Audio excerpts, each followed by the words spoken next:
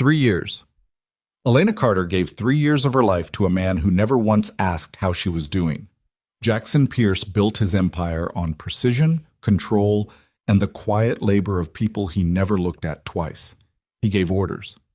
She executed them. That was the arrangement. That was her life.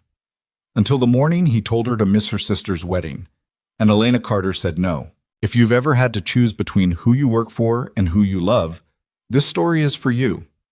Watch until the end. Hit that like button and drop your city in the comments. I want to see how far this story travels. What? The alarm went off at 5:47 a.m., 13 minutes before it was supposed to, and Elena was already awake. She lay flat on her back in the dark of her studio apartment, staring at the ceiling with the kind of stillness that wasn't rest. It was endurance. The radiator knocked against the wall. A cab honked 8 floors below. Somewhere in the building, someone was already running a shower, already beginning the performance of being alive and functional and ready for the world. Elena reached over and killed the alarm before it could complete a single cycle. She had not slept more than 5 hours. She knew this the way she knew her own heartbeat, without checking, without measuring, just knowing, because her body had learned to report its own deficits with quiet precision. She sat up, pressed both palms flat against the mattress, felt the cool edge of the fitted sheet under her fingers, and held onto that small sensation the way you hold onto something real when everything else feels like performance. 3 years, 2 months, and 11 days. That was how long she had worked for Jackson Pierce. She didn't count it deliberately. It was just there, the way some numbers are, carved into the mind without permission. The way you remember the exact date your life changed direction without meaning to memorize it. She stood, moved to the bathroom, turned on the shower, and stood under water that was slightly too hot because she needed to feel something before she could feel nothing for the next 12 hours. She pressed her forehead against the tile and breathed through the steam and gave herself exactly 90 seconds of that before she straightened, reached for her shampoo, and began. The apartment was small. One room that served as bedroom, living space, and dining area, a kitchen galley barely wide enough for 2 people to stand in side by side, and a bathroom with a shower head that leaked slightly at the base. The lease was $1,800 a month in a neighborhood that had been gentrifying for a decade without ever quite finishing the job. She could afford better. She hadn't had time to move. That was the thing about working for Jackson Pierce. You didn't have time for anything that wasn't him. She pressed her blouse and skirt with a travel iron balanced on the edge of her kitchen counter because her ironing board had a broken hinge she'd meant to fix for 7 months. She made coffee in a French press she'd bought at a going-out-of-business sale 3 years ago and drank it standing at the window, watching the city below move through its early gray light. The streets were wet from overnight rain. The buses moved like dark whales through shallow water. She thought about the meeting at 9, the call with Singapore at 11:30, the board document she'd reformatted at 2 in the morning because Jackson had sent her a message that said only, "These are wrong. Fix them." No specification, no details. Just the expectation that she would understand exactly what was wrong, correct it completely, and have the revised files waiting in his inbox before dawn. She had. Because she always did. That was the arrangement. She finished her coffee, rinsed the cup, and picked up her bag. Pierce Global Investments occupied the 42nd through 46th floors of a glass tower in Midtown Manhattan that had no name anyone used casually.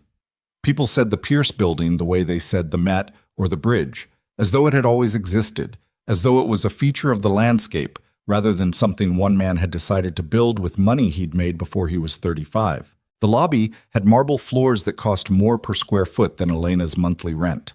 The security team wore charcoal uniforms with no visible badges because Jackson believed visible badges suggested a building that needed protection, and he did not want his investors thinking in terms of vulnerability. The elevator banks were paneled in dark walnut and moved with an uncanny smoothness that Elena still noticed after 3 years, the way good engineering makes gravity feel optional. She badged through at 6:52 a.m. Margot was already at the assistant pool desk, a fact that surprised no one who knew Margot, which was a woman in her mid-50s who treated punctuality like a moral position. She looked up when Elena passed and said, without preamble, "He's already in." Elena didn't break stride. "How long?" Car dropped him at 6:10. He went straight to the 46th. Didn't stop at 43. Margot's voice was perfectly neutral, which meant she was working to keep it that way. 46 was the floor Jackson used when he wanted to be unavailable to almost everyone. It meant something was wrong, or something was being decided, or both. Did he ask for anything? Not yet. Thank you, Margot. She took the internal elevator to 43, her floor, and sat at her desk and opened the overnight queue. There were 64 emails requiring her action or attention, 14 marked urgent by various members of the executive team, and one from Jackson himself, sent at 4:17 a.m., marked with a single red flag in the subject line and no subject text. She opened it last. The Harrington acquisition documents need to be restructured before the 9 o'clock. Blackwell's team will be there. Have revised projections on slide 14 and the comparative analysis reordered to lead with domestic rather than international. Also, the catering for today's board breakfast is wrong. Fix it. Elena read it twice. Then she looked at the clock. It was 6:58 a.m. The 9 o'clock meeting was in 2 hours and 2 minutes. She opened the presentation file. Slide 14 was a dense, 3-part projection model that the finance team had taken 4 days to assemble. Reordering the comparative analysis meant rebuilding the data logic on slides 11 through 16, not just rearranging slides. The narrative architecture of the entire back half of the deck was structured around international expansion leading the case. Reversing it wasn't a cosmetic change. It was a reconstruction job. She called the overnight finance contact, a junior analyst named Peter who answered on the first ring because that was what overnight contacts learned to do when Elena Carter called before 7. I need you to send me the raw model files for the Harrington analysis, all of them. And I need the Blackwell comparison data in the original Excel format, not the formatted PDF. Right now? 11 minutes ago, Peter. She heard him typing already. She opened a second line and called the building's executive catering coordinator, whose name was Diane, and who answered with the resigned calm of someone who had fielded early morning corrections before. The 43rd board breakfast. What was ordered? Diane told her. Elena asked 2 questions, identified the problem. The dietary protocols for 2 board members had been switched in the system, a data entry error that would result in someone getting a breakfast that could hospitalize them, and had it corrected in under 4 minutes. She sent a confirmation to Diane, flagged the data entry issue for HR follow-up, and returned to her computer where Peter's files were already arriving. She worked without stopping for 90 minutes. At 8:49 a.m., she sent Jackson the revised presentation with a brief memo explaining every structural change, the logic behind each reordering decision, and a note that the catering error had been identified and corrected, with the HR flag number attached for reference. She also included a 1-paragraph brief on Richard Blackwell's known priorities based on his public statements and the 3 prior engagements Pierce Global had had with his team, which she included because Jackson hadn't asked for it, but would use it. At 8:51 a.m., her phone buzzed. A message from Jackson. Good. That was it. That was the whole thing. That was what 3 years of before-dawn reconstructions and corrected catastrophes and silent, invisible precision earned in the currency of Jackson Pierce's acknowledgement. Good. Elena set her phone face down on her desk and pressed her palms flat against the surface and breathed through her nose for a count of 4. Then she picked it up and moved to her next task. She did not see Jackson in person until 11:14 a.m., when he came through the 43rd floor in the particular way he moved through spaces, without adjusting himself to the room, without slowing, without looking at the people who moved aside for him the way water moves around stone. Jackson Pierce was 41 years old and looked it the way some men do, not aged, but constructed by time, pressed and hardened into a version of himself that didn't have the softness it once might have had. He was 6'2", lean in a way that looked like discipline rather than nature, with dark hair threaded lightly at the temples and eyes that were an unremarkable shade of gray-brown until you were in a room where he was looking at something he wanted, at which point they became very remarkable indeed. He dressed the way his offices were designed, expensive, minimal, precise, with no decorative gestures. He walked past her desk, slowed without stopping, and said, "The Singapore call. Move it to 1. It's already scheduled with 3 counterparties. Moving it means, I know what it means, move it." She moved it. She sent 3 emails, made one call, adjusted a calendar chain that affected 6 people's afternoons, and had confirmation of the rescheduled call in his inbox 7 minutes later. He didn't respond. At 12:30, she ate lunch at her desk. A container of leftover rice and vegetables she'd cooked on Sunday, which now felt like something that had happened in a previous era. She ate it cold because the microwave on 43 made food smell in a way that spread through the open office, and she'd learned not to be the source of smells. She read through the afternoon queue while she ate. She flagged 3 items for Jackson's attention, drafted 2 responses on his behalf in his voice, and began compiling the due diligence summary for the Thursday strategy session. At 1:47 p.m., she received a text from her sister. Elena, you confirmed for the rehearsal dinner Friday, right? Mom is asking me for head count. Please tell me you're still coming. Elena looked at the text for longer than it required. The rehearsal dinner was Friday evening. The wedding was Saturday. Sophie's wedding, which had been planned for 14 months. The event that had consumed her sister's entire emotional life for over a year and which Elena had promised, 3 times in plain language without qualification, she would be present for, including the role of maid of honor, which meant standing beside Sophie at the altar and giving a speech at the reception and being, for once, a person who showed up. She typed back, "Still coming. Tell Mom yes." She put the phone in her desk drawer because if she kept looking at it, she would feel things she could not afford to feel on a Tuesday afternoon with a Singapore call in 13 minutes. The Singapore call lasted 2 hours and 23 minutes instead of the scheduled 90 because the counterparty's legal team had issues with the indemnification clause that required live negotiation rather than offline drafting. Elena was on the call the entire time, off mute for 2 minutes when Jackson needed her to pull a specific clause from a prior contract and read it verbatim, the rest of the time silent and listening, building a live annotation of every point of contention and its proposed resolution, which she would have fully formatted before the call summary landed in Jackson's inbox. She sent it at 3:58 p.m. At 4:02 p.m., Jackson appeared at her desk, not the managed proximity of someone walking past. He stopped. He stood at the edge of her workspace in a way that communicated intention, and she looked up from her screen. "The Harrington Close is moving forward," he said. "Blackwell's team wants preliminary documents by Monday." "Monday?" She calculated without pausing. "That's 4 business days, including today. The due diligence summary isn't complete. The legal team needs to sign off on the restructured acquisition terms, and the international projection models need external audit before we can... I know what needs to happen, Carter. I need it by Monday." She held his gaze. He had a habit, when he was pressing a deadline, of delivering it with a flatness that made it feel like physics rather than preference, like the deadline existed in nature rather than in his mouth, like arguing with him was arguing with gravity. "I'll have a timeline to you by end of day," she said. He nodded once and turned to leave.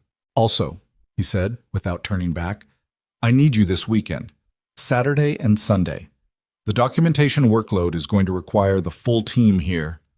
Elena's hands were still on her keyboard. The wedding was Saturday. She felt something shift in her chest, not dramatically, not like a rupture, but like the small, specific click of something that had been slightly out of alignment finally reaching the end of its tolerance. "This Saturday?" she said. "Yes, I have a prior commitment Saturday." He turned then, slow and complete, the way he moved when he was deciding something. He looked at her with the expression she had catalogued over 3 years. Not contempt exactly, not dismissal exactly, but a kind of absolute certainty that whatever she was about to say was a variable he could simply override. "Cancel it." "I can't cancel it." A beat. The kind of silence in an open office that people nearby feel without being able to explain why they feel it. "I'm not asking, Carter. I understand that." She kept her voice level. She was surprised by how level it was. She'd expected her voice to do something she didn't want it to do, shake or climb or contract, but it didn't. It just stayed at the same register, measured, clear, like a line drawn with a ruler. "My sister's wedding is Saturday. I am her maid of honor. I gave her that commitment before I took this role, and I have reconfirmed it twice in the past 6 months. I can work Friday evening, I can work Sunday morning, and I can work remotely if documentation needs to be reviewed, but I will not be in this office on Saturday." Jackson looked at her for a long moment. If the Harrington deal closes at a loss because you weren't here, he said, that's on you. The Harrington deal won't close at a loss because I'm gone one Saturday. You have a finance team, a legal team, and a strategy director. What you need from me on Saturday is administrative coordination, and I will set everything up so that any of 3 people can manage it in my absence. That's not the point. Then tell me what the point is. Another beat? He wasn't used to being asked that question. He was used to being the one who defined the point, the one who established the terms and expected everyone else to orient themselves accordingly. The point, he said with a precision that was almost surgical, is that your role here requires availability when the company requires it. That's the role you accepted. I accepted a role as your executive assistant, not your property. She didn't say it loudly. She didn't say it with any particular heat. She just said it, in the same register as everything else, as a statement of observed fact, the way you say the room is cold or the meeting starts at 9. Jackson Pierce went very still. It was different from his usual stillness. His usual stillness was the stillness of concentration, of a man whose mind was moving so fast that his body had learned to compensate with calm. This was different. This was the stillness of someone encountering something they hadn't anticipated and hadn't cataloged and weren't sure what to do with. Around them, without looking up, 3 other people in the open office had stopped typing. If you are not here Saturday, Jackson said with a quiet that had weight in it, don't come back Monday. Elena looked at him. She understood the ultimatum. She understood it completely. Its shape, its intention, the assumption buried inside it that she would do what every person before her had done when confronted with the full gravitational force of Jackson Pierce's expectations. She would weigh the salary, the title, the stability, the fear, and she would fold. She had folded before. Not dramatically, not with visible capitulation, but in the 1,000 small ways that accumulate over 3 years. The weekends cut short, the dinners skipped, the phone calls with Sophie taken in bathroom stalls and ended too soon, the persistent low-grade erosion of a life outside the office that had been happening so gradually she'd barely registered it as loss. She registered it now. Something happened in her chest. Not a breaking, more like a settling, like sediment finally reaching the bottom. She reached down, opened her bottom desk drawer, removed her personal items with the quiet efficiency of someone who had not planned this moment but was not surprised to find herself in it. Her phone charger, a small framed photo of her and Sophie taken at Sophie's graduation 5 years ago, a spare pair of flat shoes she kept for late nights, a lip balm, a travel umbrella. She placed them in her bag. She stood. Jackson hadn't moved. I'll have my badge and access card to building security by end of day, she said. HR will need to formally process the separation.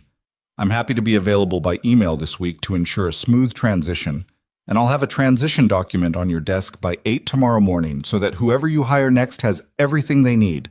She picked up her bag. Elena. He used her first name. He almost never used her first name. It came out differently than everything else he had said. Less structured, like something that had escaped the normal architecture of how he spoke. She paused. This is not what you want to do, he said. You're right, she said, but it's what I'm doing. She walked to the elevator. She did not look back. She pressed the button and stood in front of the doors and listened to the quiet hum of the mechanism and felt her own heartbeat, which was fast but not panicked. The heartbeat of someone who has stepped off a ledge and discovered, mid-air, that they are not as afraid of falling as they thought they were. The doors opened. She stepped in. The elevator deposited her in the lobby and she walked through it, past the marble floors and the charcoal uniformed security and the dark walnut panels and the uncanny smooth engineering of the whole impeccable machine, and out through the glass doors and onto the sidewalk. The city hit her immediately. Sound, smell, October air with the first real cold in it, the particular pressure of Midtown in the mid-afternoon when the lunch crowd is settled and the pre-rush is still gathering itself. She stood on the sidewalk outside the building that had held 11 to 12 hours of her daily existence for 3 years, 2 months, and 11 days, and she breathed. She did not cry. She noted the urge and let it pass, the way you let a wave pass when you know the water is deep enough that you don't have to move. Just stand in it and let it go. She took out her phone and called Sophie. Her sister answered on the second ring with the slightly chaotic warmth of someone managing 14 wedding-related things simultaneously. Elle, everything okay? I'm coming to the rehearsal dinner Friday, Elena said. And the wedding, the whole thing. I'm coming. A pause. Then Sophie said, softer, what happened? I'll tell you Friday. She started walking. There was nowhere in particular to be, which was a sensation so foreign it felt like stepping into a room and finding the walls in different places than they were yesterday. I just wanted you to know I'm coming. Are you okay? Ask me Saturday, Elena said. I think by Saturday I will be. She ended the call and kept walking. Her bag was on her shoulder. Her shoes were wrong for walking long distances. The air was cold enough that she should have had a coat. She did not stop. She walked 16 blocks south without a destination, through the particular human noise of the city in the afternoon, past coffee shops and construction scaffolding and food carts, and a man arguing on a phone in a language she didn't recognize. She walked until the adrenaline in her system began to metabolize into something more like clarity, and the clarity into something more like exhaustion, and the exhaustion into something quiet and real beneath it. She thought about 3 years. She thought about the number of hours she had spent in that building. She ran the calculation with the same automatic precision she applied to everything and came up with a number large enough to embarrass her. Not because she had worked hard, she had no objection to working hard, but because of how completely the work had replaced everything else. She could not remember the last dinner she'd eaten at a table with another human being. She could not remember the last book she'd finished, the last movie she'd watched from beginning to end, the last Saturday she'd had that was just hers. She thought about Jackson's face when she'd said, "Not your property." The stillness. The way something had moved across his expression that she didn't have a name for but had noticed. She filed it and kept walking. At 6:23 p.m., her phone buzzed. An email notification from an address she didn't recognize. A personal email, not the Pierce Global domain. She opened it. It was from Jackson. The subject line was blank. The body of the email contained 4 sentences. The Singapore call rescheduling caused a cascade problem with the Monday framework that Peterson's team can't resolve. The Harrington preliminary documents will miss the internal deadline without your coordination. I am aware of what I said this afternoon. I need you to come back. Elena read it 3 times standing in the middle of the sidewalk while people moved around her. She read it slowly with the same attention she gave documents that required precision, looking for every layer of what was actually being communicated beneath the surface of the words. 4 sentences from Jackson Pierce. 1 acknowledgement of his own words. 1 statement of operational need. No apology, no retraction, no question. Just, I need you to come back. She put the phone back in her bag. She started walking again. And somewhere on the 46th floor of a glass tower in Midtown Manhattan, for the first time since he had built the company that bore his name, Jackson Pierce was sitting at his desk in an office that suddenly felt exactly as large as it was, looking at a screen that showed him 12 problems he could solve and 1 that he couldn't, and feeling, with a slow and unprecedented precision, the specific weight of a silence that was not going to fill itself. He had told her not to come back. He had told her that. He had watched her pick up her bag with the same quiet efficiency she applied to everything, and he had watched her walk to the elevator, and he had said her name. Her first name, which he never used, which came out of him before he had decided to say it. And she had paused, and he had told her she didn't want to do this, and she had told him he was right, and she had done it anyway. He had fired people before. He had ended relationships, professional, personal, both, with the same clean, decisive severance he applied to everything else. He had never once looked back. He was looking back. He pulled up the analytics dashboard for the afternoon's operational chain and spent 45 minutes mapping every decision she had made in the past 18 hours. The catering error catch, the presentation reconstruction, the Singapore call management, the transition documentation she'd referenced without being asked, the integration of information across 5 departments that no single system tracked, but that she held entirely in her head. It was like trying to trace the load-bearing walls of a building by looking at where it was beginning to lean. He put his hands flat on the desk. The office was quiet. The city moved below the glass 46 floors down, indifferent and continuous. He typed the email. 4 sentences. He read them once and sent it before he could decide not to. Then he sat back in his chair and waited. He did not know what he was waiting for. He only knew that whatever it was, he was not in control of its timing, and that this fact, simple and total, was unlike anything he had experienced since the company was 3 people and a leased office, and he had not yet learned to make himself unassailable. He was not unassailable. She had walked away, and he had felt it immediately, and he was still feeling it, and that was the truth. The only currency Elena Carter had ever demanded of him that he had no system for producing.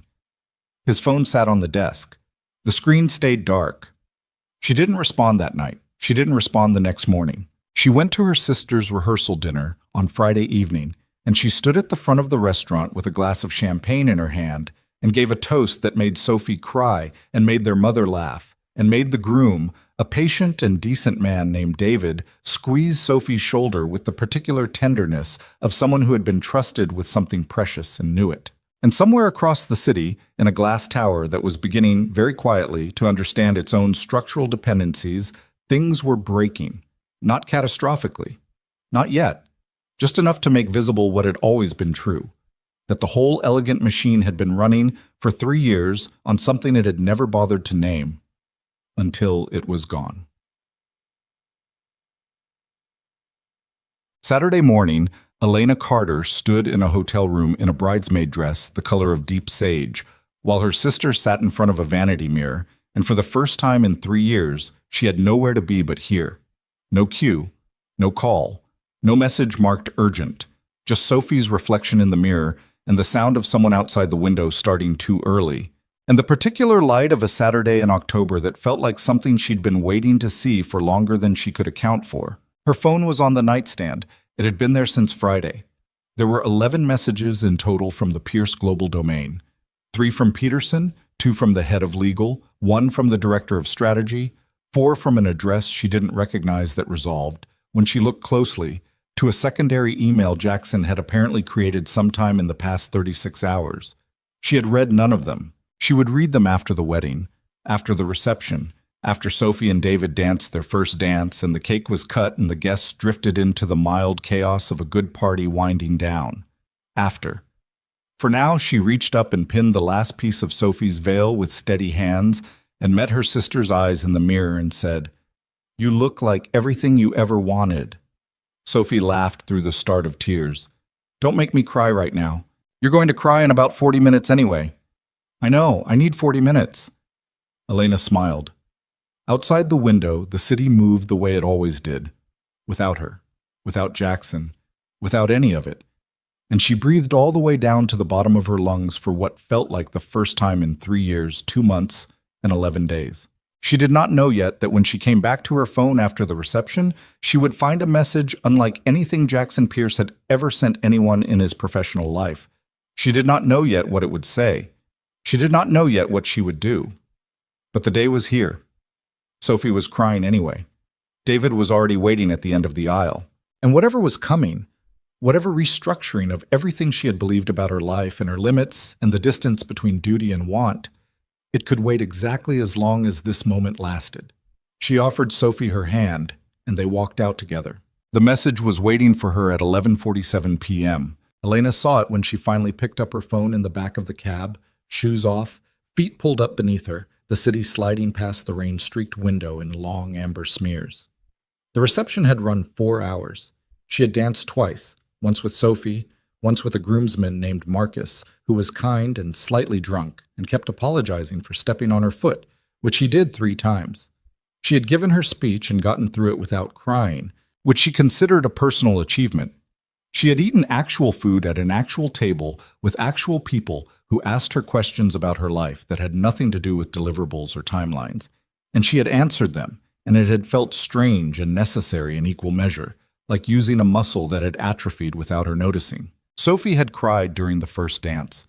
Elena had watched from the side of the floor with a glass of wine and felt something in her chest that wasn't quite sadness and wasn't quite joy, but lived in the territory between them. The feeling of witnessing something real. Now she was in a cab at midnight, with her heels in her lap and her phone in her hand, and the message on the screen was from Jackson's secondary email, the one he'd apparently created in the past 36 hours, which told her something about the state of things without requiring any additional information. The subject line said, "I need to speak with you, not about the company." She read it twice, looked out the window, looked back at the phone. She did not respond. She paid the cab, went upstairs, took off the sage-colored dress and hung it on the back of the bathroom door and stood in the shower until the water went cold, which took longer than usual because she was not tracking the time. She put on a worn t-shirt and an old pair of sweatpants and got into bed and stared at the ceiling. She slept 7 hours without interruption, which was the longest she had slept in 2 years. When she woke Sunday morning, there were 3 more messages. Psst. The first 2 were from Peterson, the strategy director, a nervous and competent man who had always treated Elena with the particular deference of someone who understood exactly how much invisible work she was doing and was grateful for it in a way he never quite said out loud. His messages were professional and carefully worded and communicated, without stating it plainly, that the 43rd floor was in a quiet state of operational crisis. The Harrington preliminary documents were stalled. The Singapore counterparty had sent a follow-up that required immediate response. 2 internal meetings had been scheduled without anyone realizing they conflicted with commitments already on the calendar, and no one could locate the master scheduling matrix because it lived in Elena's system, formatted by Elena, annotated by Elena, and accessible to everyone in theory and to no one in practice. The third message was from Jackson. It contained 1 sentence. "Please call me." Elena sat with the phone in both hands and read that sentence with the same methodical attention she gave everything, looking for its components. The word "please," which Jackson Pierce had likely typed with the same discomfort most people reserve for public speaking or medical procedures. The word "call," which meant voice, which meant he wanted her to hear him, not read him, which meant something he was not putting in writing. And the period at the end, which was doing a lot of structural work in a sentence of 4 words. She set the phone face down on the kitchen counter. She made coffee. She drank it at the window. She watched the Sunday city below, which moved at a different speed than the weekday city. Looser, intermittent, with longer gaps between cabs. A couple walked a dog below. A man in a yellow jacket was unlocking a bodega across the street. The light was flat and gray and Sunday-colored. At 9:15 a.m., she picked up the phone and called. He answered before the end of the first ring. "Elena, you said to call." A pause. She heard him exhale. Short, controlled, the breath of someone managing something. "Where are you?" "Home." "Are you... How was the wedding?" She waited a moment. "Jackson, if you want to talk about the company, talk about the company." "I don't want to talk about the company." "Then what do you want to talk about?"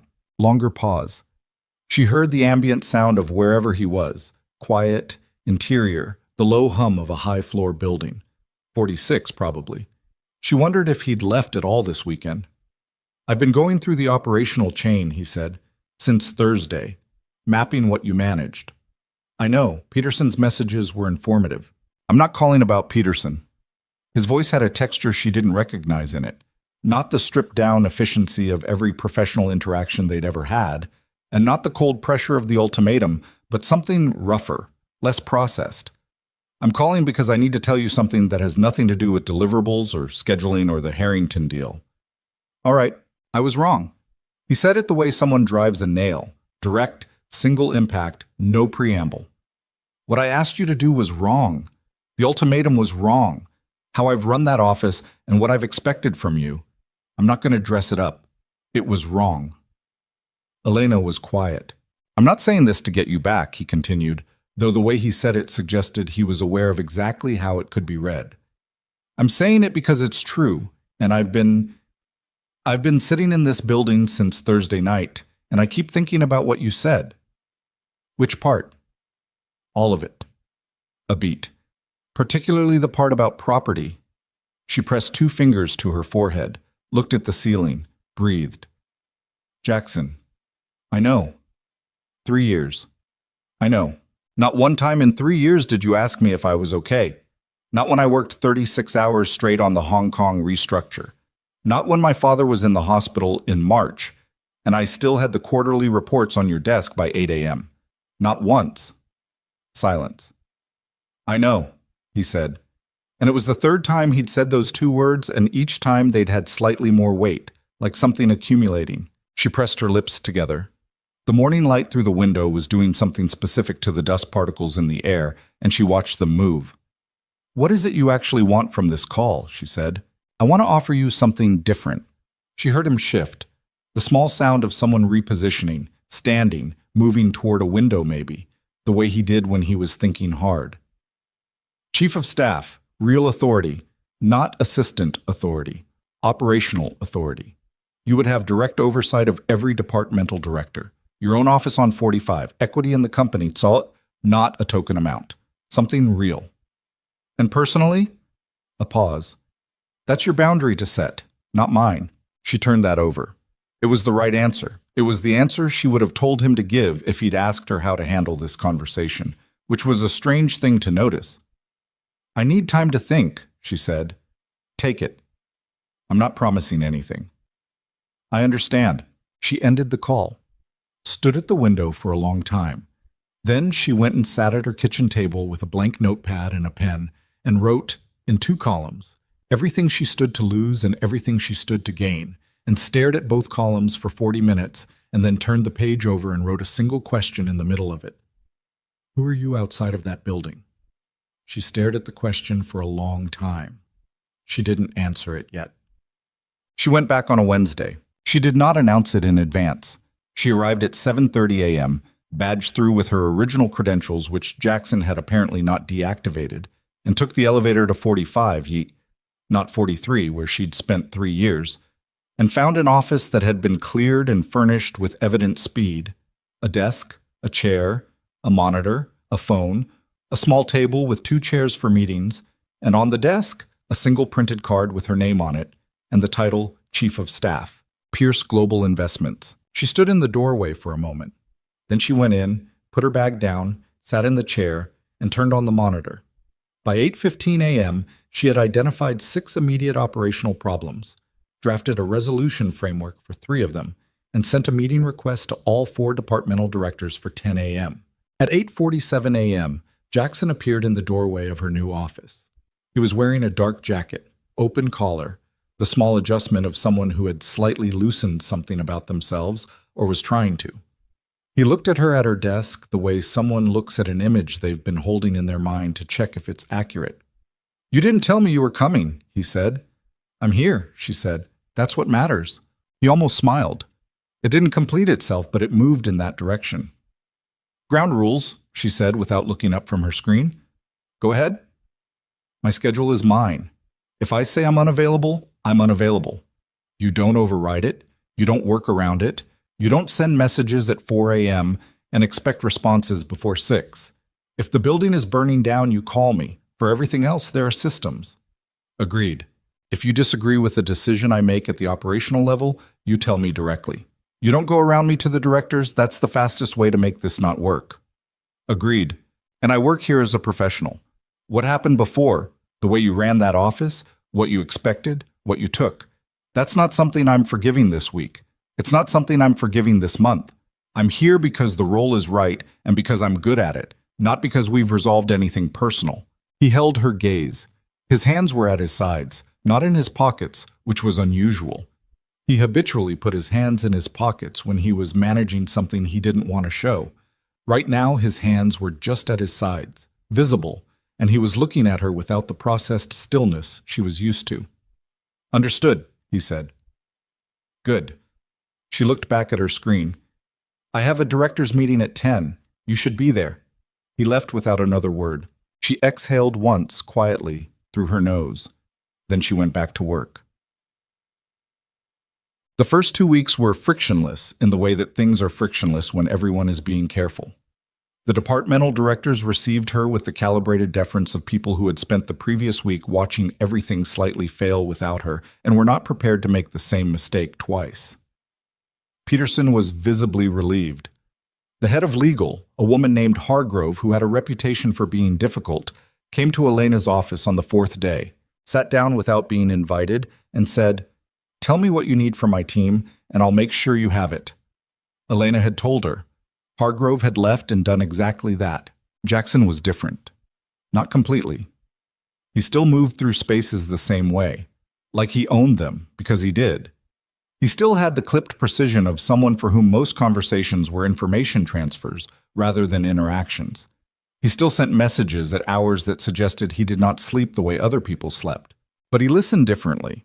He had always listened in meetings in the sense that he processed what was said and extracted what was relevant. But now he listened in a way that included the person speaking. He asked follow-up questions that were not about information, but about the person's actual position. He let people finish. Twice Elena watched him disagree with something a director said, and instead of overriding them, he said, "Walk me through your reasoning." Both times, the director had given a reason Jackson hadn't considered, and both times he had incorporated it without comment. She noticed these things the way she noticed everything, cataloged them without yet knowing what to do with them. She maintained the formal distance she had promised herself. She was professional, direct, efficient. She did not linger after meetings. She did not accept the coffee he sent to her office without explanation on 3 separate mornings, which she returned via Margot with a brief note. Maintaining professional boundaries. "Thank you anyway." He sent a message in response that said, "The coffee was from the kitchen. I didn't make it for you. The kitchen made it."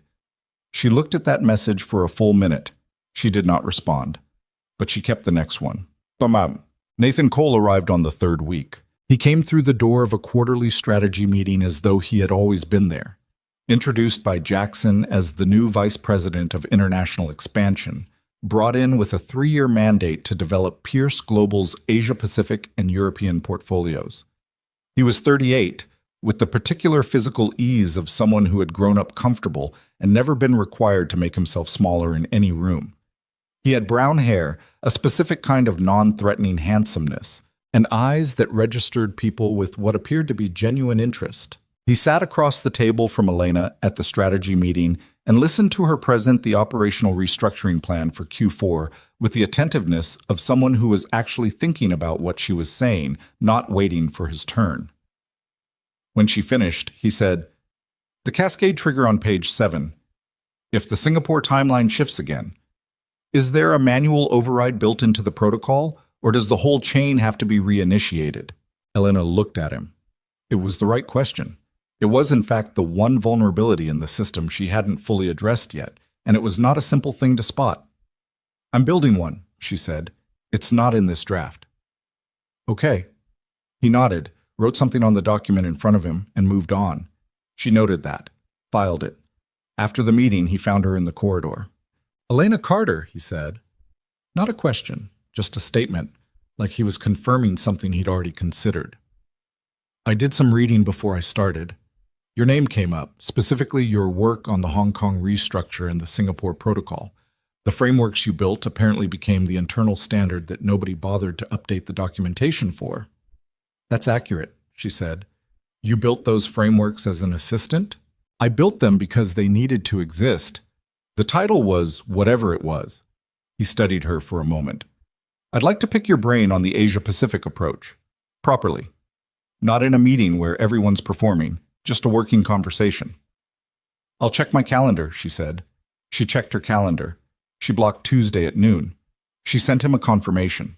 That evening she stayed late, not for Jackson, but because she was refining the cascade protocol Nathan had flagged, which was a real gap and needed closing. She was at her desk at 7:30 when Jackson appeared in her doorway. He looked at the screen, at the document she had open.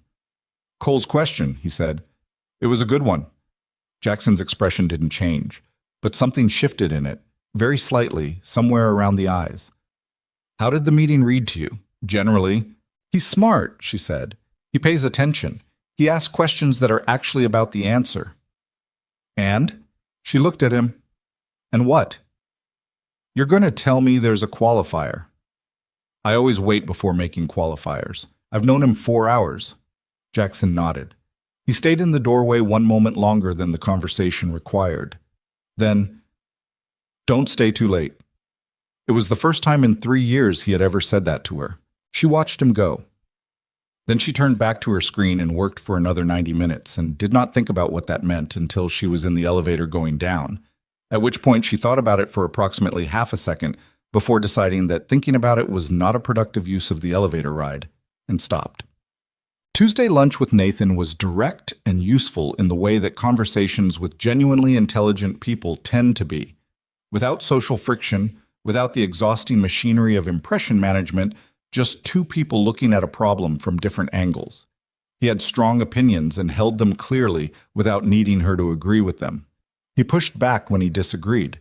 He laughed once, unexpectedly, at something she said that she hadn't intended to be funny, and it was the specific laugh of someone caught off guard rather than performing warmth. She found herself talking for 4 minutes without monitoring what she was saying, which almost never happened. Walking back to the elevator, he said, "Same time next week?" "If the calendar allows," she said. "The calendar will allow," he said, with the mild confidence of someone who was not wrong about this, "if you want it to." She looked at him. "Tuesday works," she said. He nodded and went toward his office, and she went toward hers. And that was the whole of it.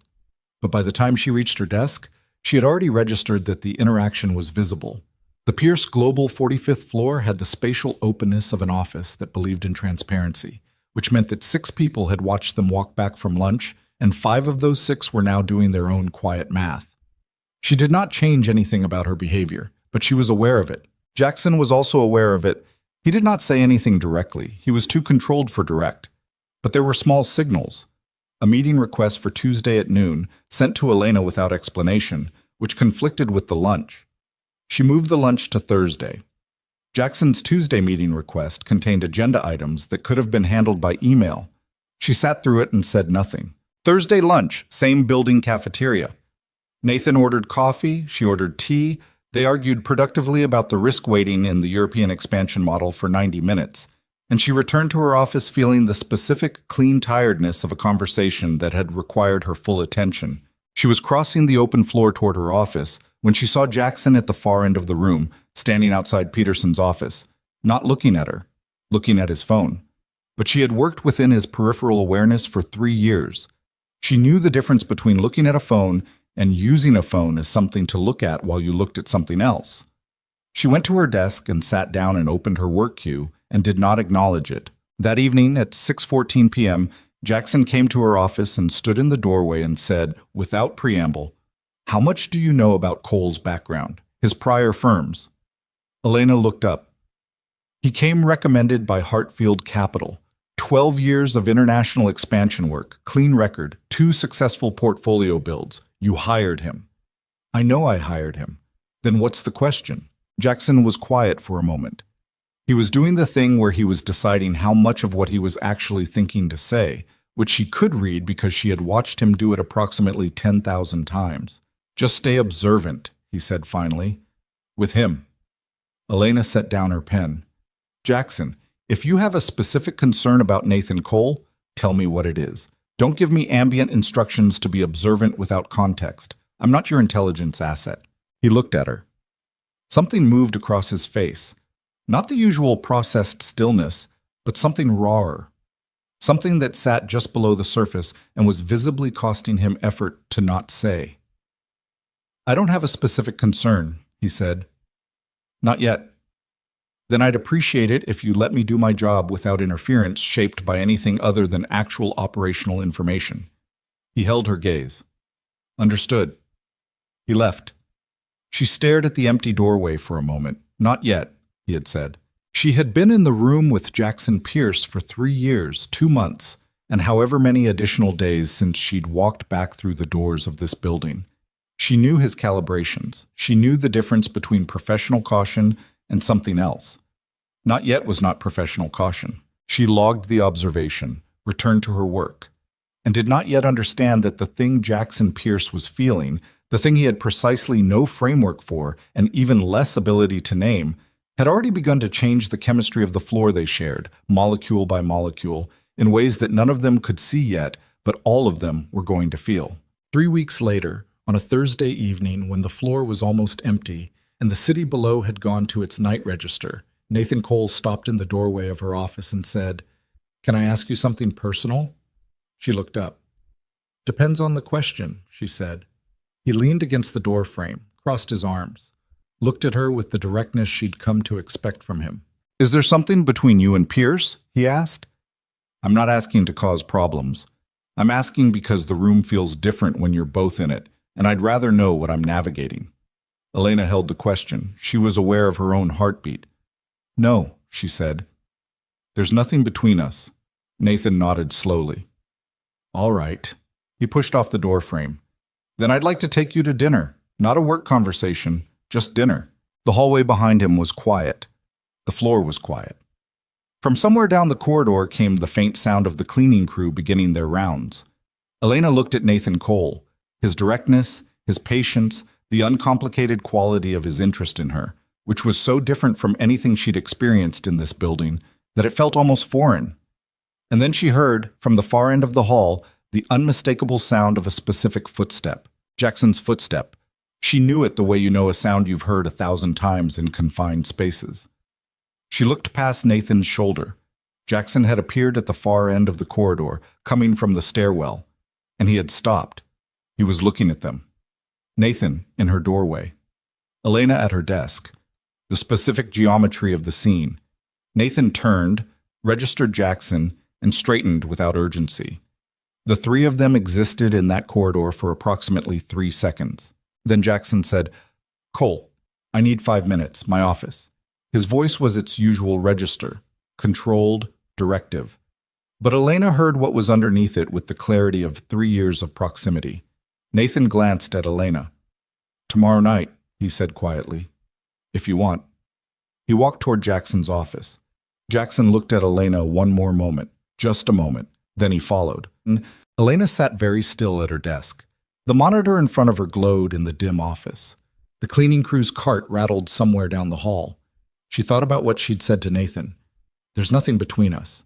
She thought about whether that was the truth or whether it was the truth as she currently needed it to be, which were two different things she had been carefully not distinguishing. She thought about Jackson's face in that corridor. The stillness that was not processing, but something older and less managed. She put both hands flat on her desk. Tomorrow, she would answer Nathan. She would decide based on what she actually felt, not based on the geometry of a corridor at 7 p.m. on a Thursday. She would be a person who made choices based on her own life, not based on the invisible gravitational field of a man who had spent 3 years not seeing her and was only now learning what the absence of her felt like. She would decide tomorrow. She reached for her phone to shut down for the night and found a message already waiting, sent 4 minutes ago, while Jackson was walking Nathan toward his office. It was from Jackson. It said, "I need to tell you something, not professionally. I've been trying to find the right time, and I understand if there isn't one. But I need you to know that what I feel." The message cut off there, mid-sentence, as though he had sent it before he meant to, or before he was finished, or in the one unguarded moment he'd had in 41 years of keeping everything precisely where he put it. Elena stared at the truncated sentence. The cleaning cart rattled past her doorway. The monitor hummed. The city moved below, indifferent and continuous. She read the half-sentence 4 more times, and her hand, which had been reaching for the shutdown button, went very still. She read it 7 times. Not because the words were complicated. The words were not complicated. They were 11 words in a fragment, the unfinished edge of something that had apparently escaped the containment of a man who spent his entire professional life deciding exactly what to release and what to keep. But she read it 7 times because each reading produced a slightly different understanding of what she was holding, and she needed to be sure she was holding the right thing before she decided what to do with it. What I feel. She put the phone face down on the desk. She stood up, walked to the window. The city below was doing what the city did at 7:30 on a Thursday. Moving, indifferent, continuous. 11 million people arranging themselves through space with no particular awareness that on the 45th floor of a glass tower above them, a woman was standing at a window trying to determine whether she was about to make the most significant mistake of her adult life or correct one. She picked the phone back up, read it once more. Then she typed, "Finish the sentence." She sent it before she could decide not to. Immediately, the way you pull a bandage, not because it hurts less, but because the anticipation is its own specific damage, and she was done with anticipation. She watched the screen. 3 minutes passed. The typing indicator appeared, then disappeared, then appeared again, then stopped. Then, "Not tonight. Can we talk tomorrow?" She looked at that. "Yes," she typed. "Tomorrow." She shut down her monitor. She picked up her bag. She left the building without passing 46 and did not let herself think about what was happening on that floor. If anything, if he was sitting at his desk with the phone in his hand the way she had been sitting at hers, doing the same calculus she was doing, arriving at the same terrifying conclusion or a different one. She went home. She did not sleep well. She woke at 5:12 and lay in the dark and listened to the radiator knock. Tomorrow. Tomorrow arrived with a 6:47 a.m. message from Peterson that had nothing to do with tomorrow and everything to do with right now. Elena, I don't want to alarm you, but the Blackwell team called at 6 a.m. They're initiating a formal audit of the international expansion accounts. Full scope. They want access to documentation by end of week. I flagged it for Jackson, but I think you should know before the 9 o'clock. She read it on her phone before getting out of bed. Read it again.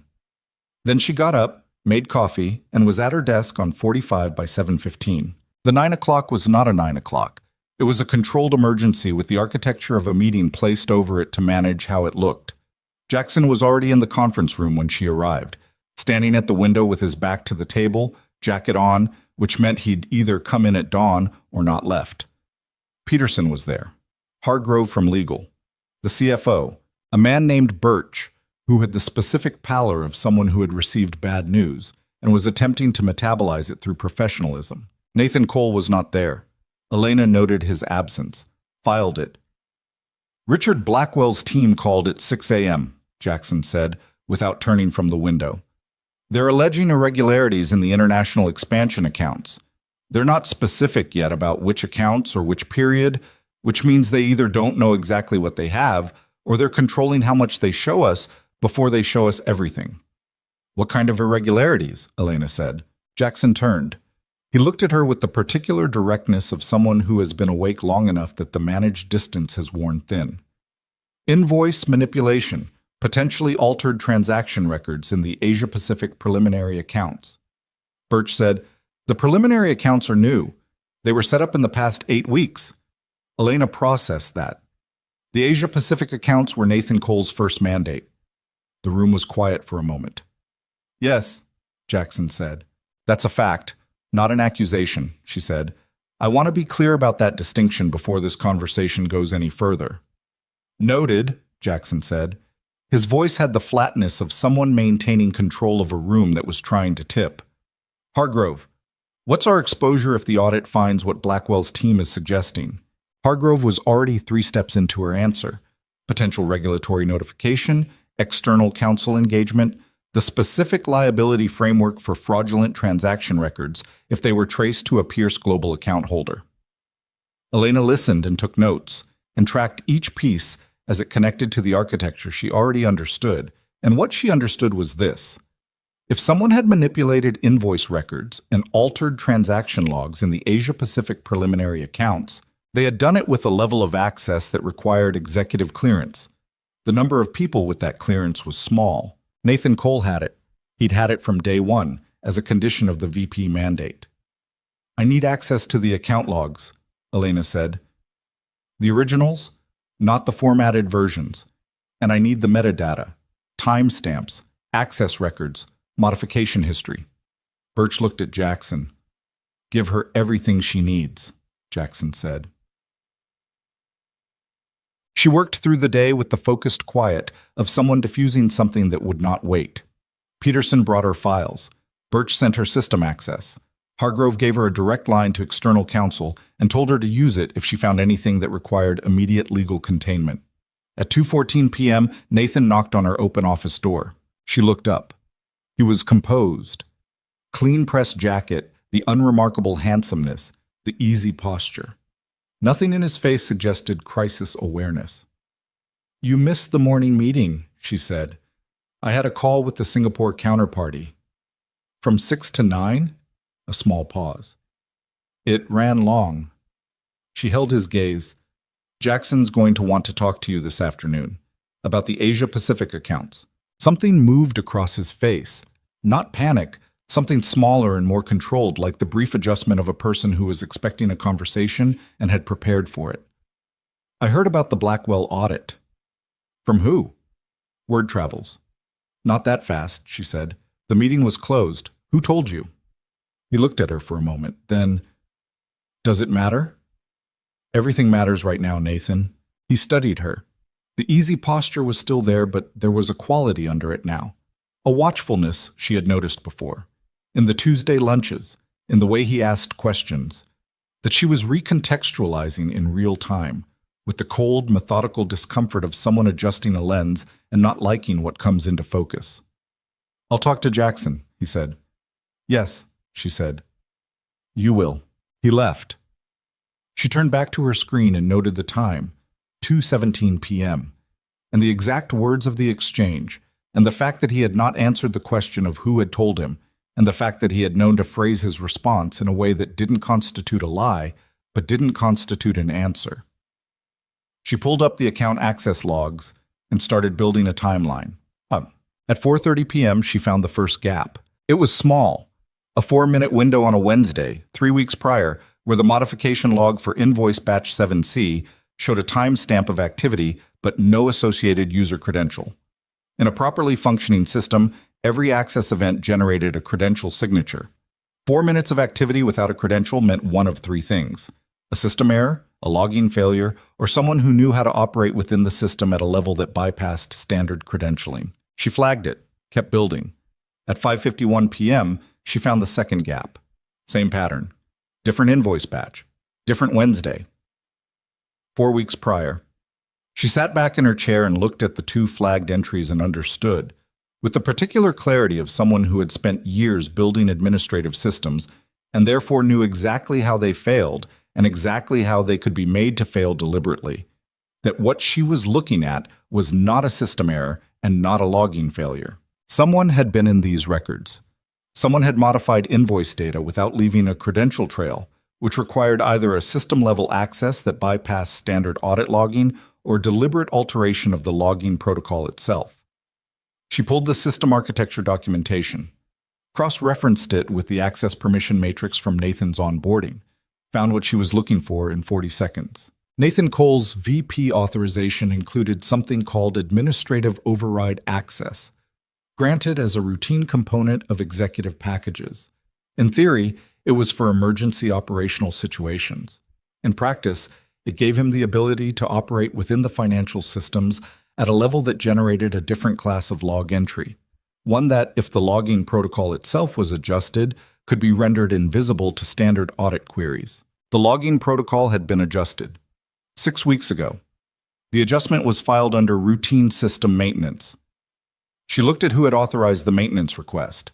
The authorization signature was Nathan Cole's. She sat very still for a moment. Then she picked up her phone and called Jackson. He answered immediately. "What did you find?" "I need you in my office, now, and I need you to come alone." He was there in 4 minutes. He closed the door behind him, which he had never done before in her office, and stood on the other side of her desk and looked at what she had on the screen with the expression of a man receiving information he had already begun to suspect, but had not wanted to be right about. She walked him through it. The gaps, the credential voids, the administrative override access, the logging protocol adjustment, the authorization signature. Jackson stood very still through all of it. His hands were in his pockets now. The tell, the one she'd cataloged, the sign that he was managing something significant. When she finished, he said, "How certain are you?" "I'm certain about what the records show. The interpretation requires confirmation. We'd need forensic analysis of the system adjustment logs and external verification of the invoice alterations before we could establish intent." "But your read?" "My read is that someone with Nathan's access, Nathan's system knowledge, and Nathan's authorization altered invoice records in the Asia-Pacific accounts in a way that was designed to survive a standard internal audit, but not a deep forensic one, and that the Blackwell audit is deep forensic." Jackson looked at the screen. The city outside the window was going to its early evening arrangement, lights coming on in layers, floor by floor across the buildings. "Why?" he said.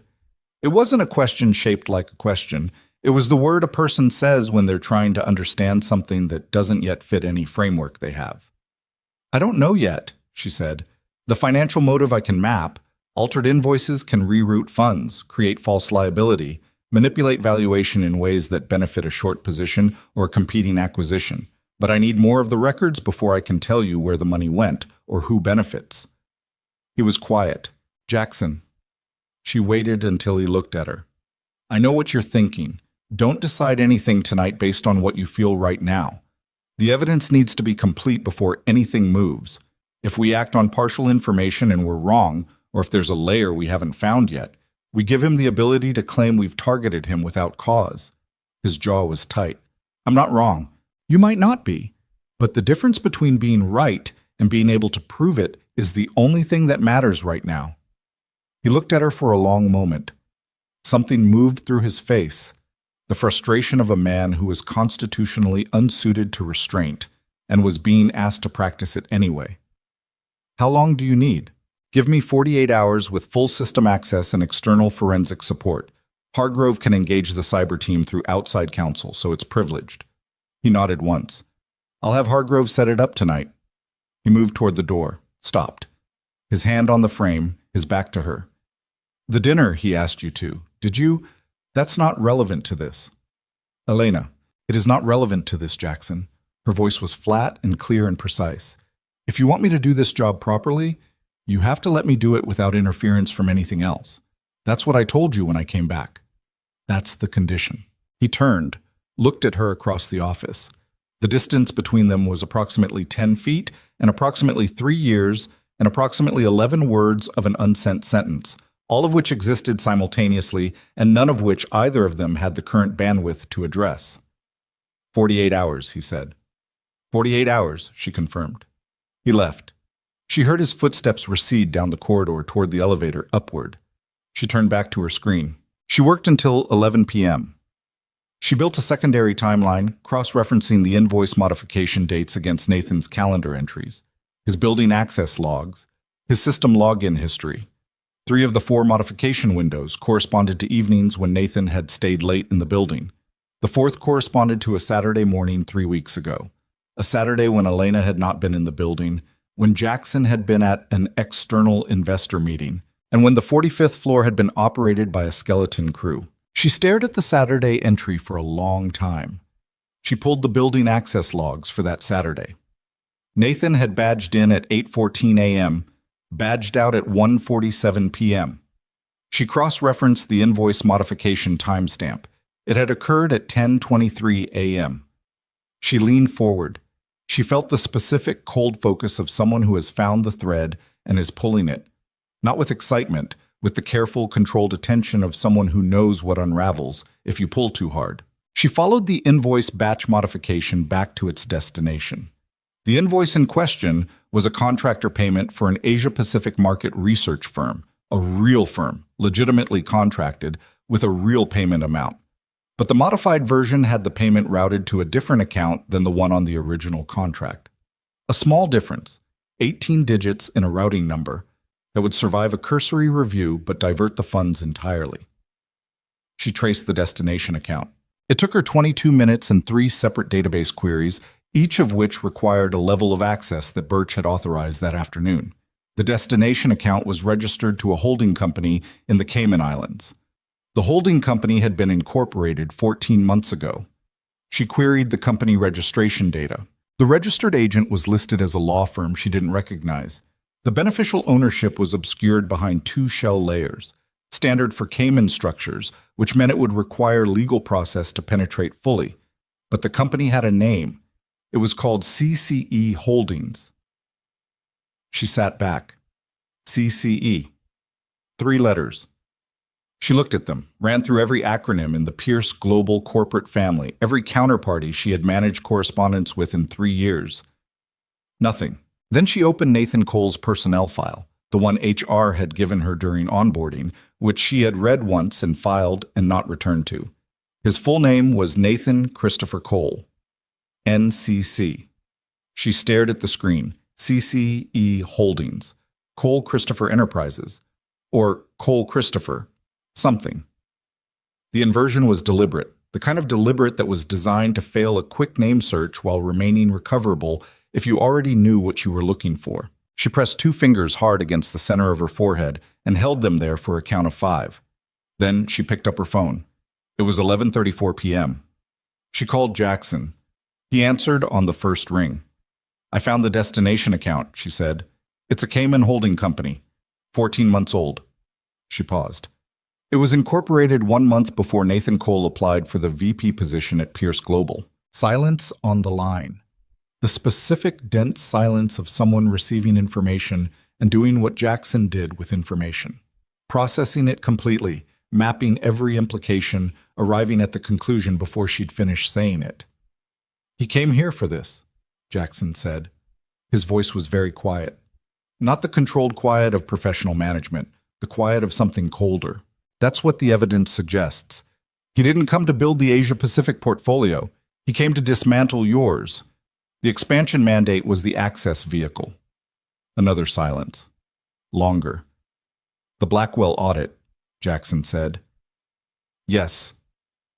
Blackwell didn't find this independently. She had been waiting for him to get there. No, she said. A random audit doesn't land on 8-week-old accounts with this precision. Someone pointed them at it.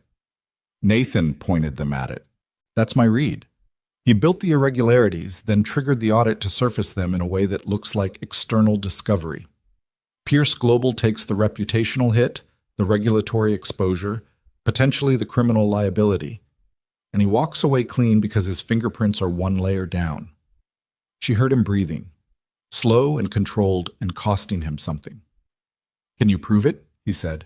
Not tonight. I have the destination account, the modification pattern, and the CCE naming structure. I don't have the ownership chain through the shells. That requires legal process. Probably 2 to 3 days with the right forensic team. Hargrove will have people there at 7 a.m. Jackson. She hesitated. You can't move on Nathan before the chain is complete. If he has any warning, I know. He has to come in tomorrow. He has to sit in that building and act normal for 48 hours while we finish building the case. If he senses anything, I said, I know, Elena. His voice cracked slightly on the last word, just slightly, just enough. I understand what's required. I'll manage it. She believed him. That was the thing. She believed him. 48 hours ago, she wasn't sure she would have. But something had shifted in the past weeks, in the way he took her lead in the conference room, in the way he said, don't stay too late, in the way he had sent an 11-word sentence and a fragment at 7:30 on a Thursday evening and then couldn't finish it. She believed he would hold. Get some sleep, she said. You too. She ended the call. She sat in the dark office for a moment. The monitor glowed. The building was almost entirely quiet. The cleaning crew had been and gone. The city below moved at its nighttime frequency, lower and slower and continuous. She thought about Nathan Cole at Tuesday lunch, asking about the cascade trigger on page 7. The right question. She had thought it was the right question because he was smart. She had not considered that it might be the right question because he had already read the system documentation and knew exactly where the vulnerability was, because he had built his plan around the assumption that she would find it eventually, and he needed to appear to find it first. She thought about his directness, his patience, the uncomplicated quality of his interest in her. She went back through every interaction with a new lens. She looked at each one the way you look at an image that contains something hidden, not changing what you see, but changing how you see it. The figure-ground relationship inverting with a slowness that was more disturbing than a sudden revelation would have been. Is there something between you and Pierce? He had asked. And she had said no. She thought about what he'd done with that information. If there was nothing between her and Jackson, then Elena was navigable. Elena was a path. If Elena trusted Nathan, Nathan had access to, not systems, not directly, but proximity, knowledge, the texture of the internal dynamics of the company he was trying to destroy. She felt something cold move through her chest. She picked up her phone, went back through her messages with Nathan. Every text, every email. She read them with the same methodology she'd applied to the invoice logs, looking for the gaps, the credential voids, the places where the log showed activity but the signature didn't match. She found 3 things. A question he'd asked over lunch about the external audit protocol, framed as intellectual curiosity, which she had answered because she had no reason not to. A comment he'd made about Blackwell's known investment approach, framed as industry knowledge, which she had engaged with because it seemed relevant. And a moment, on a Thursday 2 weeks ago, when she had left her workstation unlocked for 6 minutes while she went to the kitchen, during which Nathan had been the only other person on that section of the floor, and when she had returned, nothing had looked different, and she had not thought about it at all. 6 minutes. She looked at the building access timestamp for that Thursday. She cross-referenced it against the account modification log. The fourth gap, the one she hadn't been able to explain, corresponded to a 6-minute window on a Thursday afternoon, her workstation, her credentials. She sat with that for a long moment. The specific, cold, total quality of understanding something you cannot un-understand. He hadn't just tried to destroy Jackson's company. He had done part of it using her. The monitor hummed. The city moved below. Somewhere in the building, an HVAC unit cycled through its overnight protocol with the indifferent mechanical regularity of something that did not know what it was cooling. Elena Carter put both palms flat on the desk and breathed through her nose, slow and controlled, 4 counts in and 4 counts out. The way you breathe when you need your mind to stay ahead of what your body wants to do, which was shake, or stand up too fast, or feel the specific nauseating combination of violation and stupidity that comes from realizing you were used and didn't see it. She didn't let herself feel it yet. She filed it. The way she filed everything, precisely, completely, with the note that she would return to it when she could afford to. She opened a new document and began typing. She documented everything, every modification, every gap, every timestamp, the destination account, the CCE naming structure, the incorporation date, the 6-minute Thursday window, and what it meant and what it would mean in a forensic examination of her own credentials. She documented it with the understanding that she was building something that was going to be used in a legal process, which meant every word needed to be precise, and every conclusion needed to be supported, and every moment of interpretation needed to be flagged as interpretation rather than fact. She worked until 1:17 a.m. Then she sent the complete document to Hargrove's secure line, copied Jackson, and shut her monitor off. She sat in the dark for 30 seconds. Then she stood, picked up her bag, and walked to the elevator. And as the doors closed and she began to descend, she understood with absolute clarity that whatever was going to happen in the next 48 hours, it was no longer the kind of thing that resolved quietly or professionally or without cost. Nathan Cole had built a trap. And whether he had built it only for Jackson or whether Elena Carter had been part of the design from the beginning, she was standing in the middle of it either way. And the only path out required her to become something she had never been in 3 years of working in that building. Not an assistant, not a chief of staff. The person who took it apart from the elevator doors opened on the lobby at 1:23 a.m., and Elena walked through it without stopping. The marble floors were empty at this hour.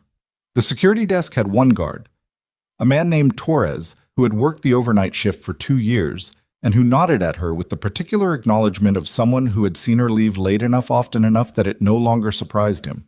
She nodded back, pushed through the glass door into the cold. The street hit her immediately.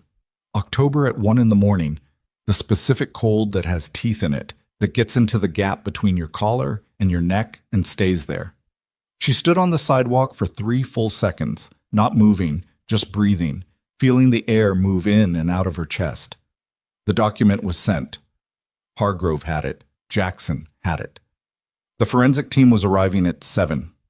48 hours. She walked to the curb and raised her hand for a cab, and one came, and she got in and gave her address and sat back and closed her eyes, and the city slid past behind her eyelids in amber and dark. And the cab driver had the radio on low, something instrumental, and she rode the 11 blocks home in a state that was not quite sleep and not quite waking and not quite anything she had a name for. She set her alarm for 5:30. She slept 3 hours and 40 minutes. She was at her desk by 6:15. The floor was empty. The monitors glowed in the pre-dawn quiet, and she pulled up the document she'd sent Hargrove and read it from the beginning the way she always read her own work the next morning. Looking for the places where exhaustion had softened precision, where she'd stated something as fact that was still interpretation, where the architecture of the argument had a load-bearing assumption she hadn't fully tested. She found 2. She fixed them. She sent the corrected version at 6:41.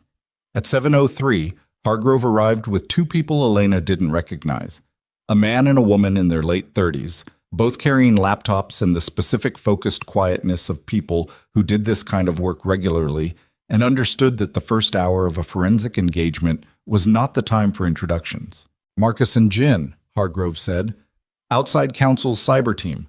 They've done 4 of these in the past 18 months. They know the protocol.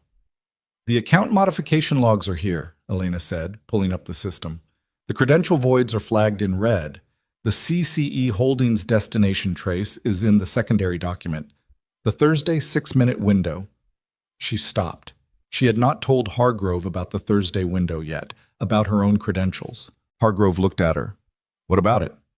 The 4th modification used my workstation, my credentials, while I was away from my desk. A pause.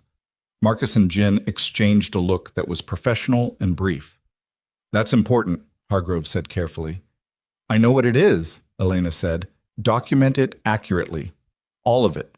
If we're building a case, the case has to include everything, even the parts that are uncomfortable. Hargrove nodded once, with the specific respect of a lawyer who has just recalibrated her assessment of the person in front of her. We'll need your workstation access log, Jin said. First word she'd spoken. Quiet, direct, efficient. Already pulled. Elena slid a folder across the desk. Thursday timestamps, floor access records, the corridor camera coverage times. I pulled what I had authorization for. You'll need building security for the camera footage itself. I'll handle building security, Hargrove said. They went to work. Jackson arrived at 7:30. He came directly to Elena's office, closed the door, and stood on the other side of her desk looking at her with the expression of someone who had also slept approximately 3 hours and was not going to acknowledge it. Hargrove's team is in, he said. Since 7. They're good. He nodded. He was in yesterday's jacket. She noted that without commenting on it. He'd either gone home and come back in the same clothes, or he hadn't gone home. His hair was right. His shirt was fresh. He'd been somewhere with a change of clothes that wasn't his apartment. Probably the private room on 46 that he used when he worked through the night, a room she'd organized the stocking of 18 months ago for exactly the kind of situation where leaving wasn't an option. Nathan comes in at 9, Jackson said. His calendar has a team briefing at 9:30. He needs to attend it. I know. And you need to be normal. She looked at him. I need you to be exactly who you are in every meeting with him today. No tells, no pressure. He cannot know we have anything yet. Jackson's jaw was tight. I know how to conduct myself, Elena. You know how to conduct yourself with people who've done ordinary things. This is different. He looked at her for a moment. Something moved in his face. Not disagreement, but the acknowledgement of a truth he didn't want to sit with. I'll manage it, he said. How long does Hargrove's team need? Marcus said the CCE shell trace could take 6 hours if they get cooperation from the external registrar. Could take longer. The workstation log analysis is faster, maybe 3 hours. And then we have what we need to call Blackwell's team, present the counter-evidence, and establish that the irregularities in the accounts were planted rather than generated by Pierce Global. At which point the audit becomes an asset rather than a liability, because it's the mechanism through which the fraud was exposed. He processed this. She watched him do it. The specific quality of Jackson thinking, which was different from most people thinking, faster, with less visible uncertainty, the conclusion assembling itself from the inputs with an efficiency that could look like coldness if you didn't understand that it was just how his mind moved. And Nathan, he said, Nathan is a legal matter once we have the chain. Hargrove files with the DA's office.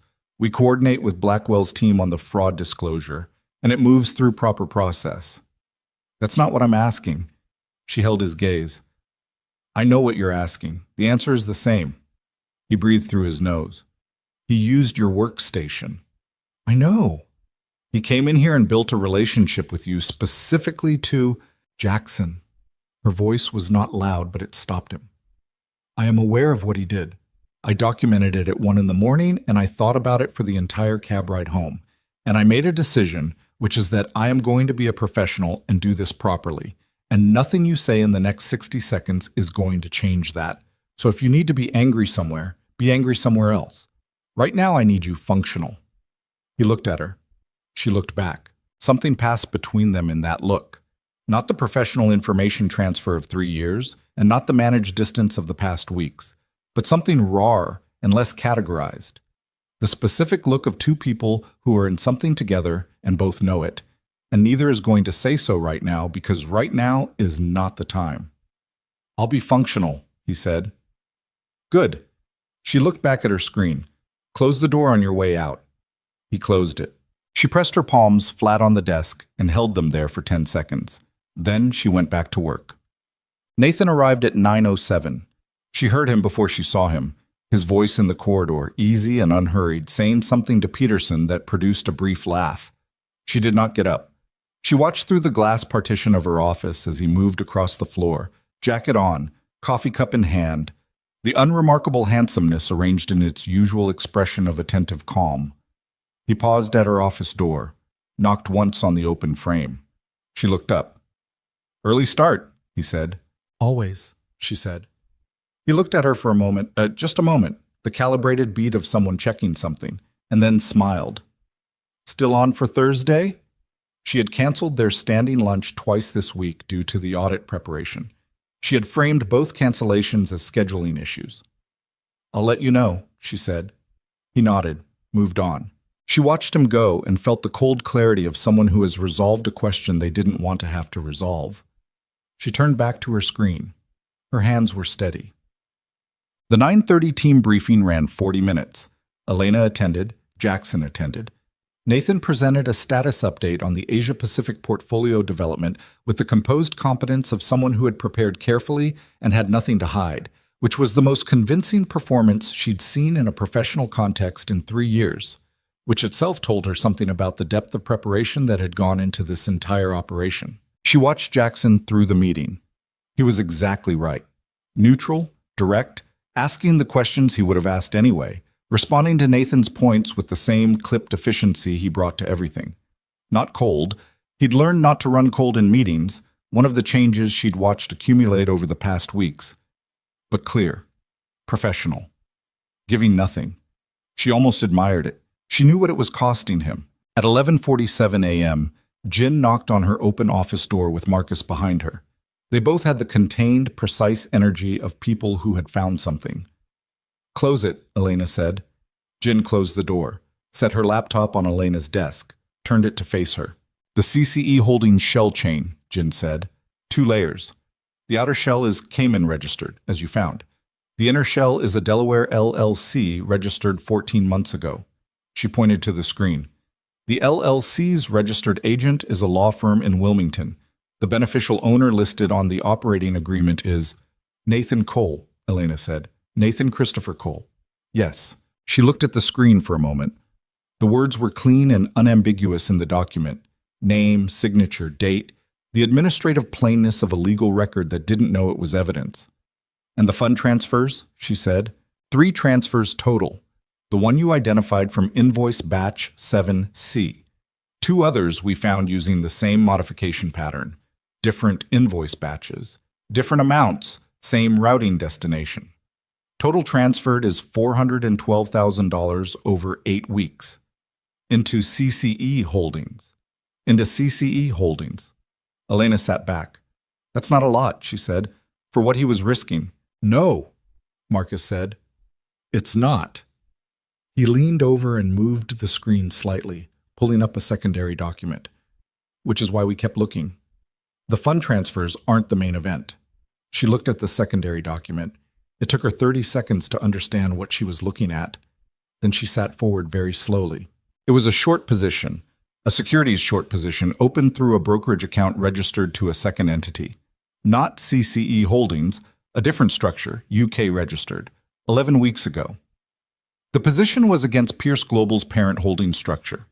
The size of the position was significant enough that a major reputational event, say a fraud finding in a regulatory audit, would generate a payout that made the $400,000 look like a preliminary expense. "How much?" she said. Marcus told her. She was quiet for 3 seconds.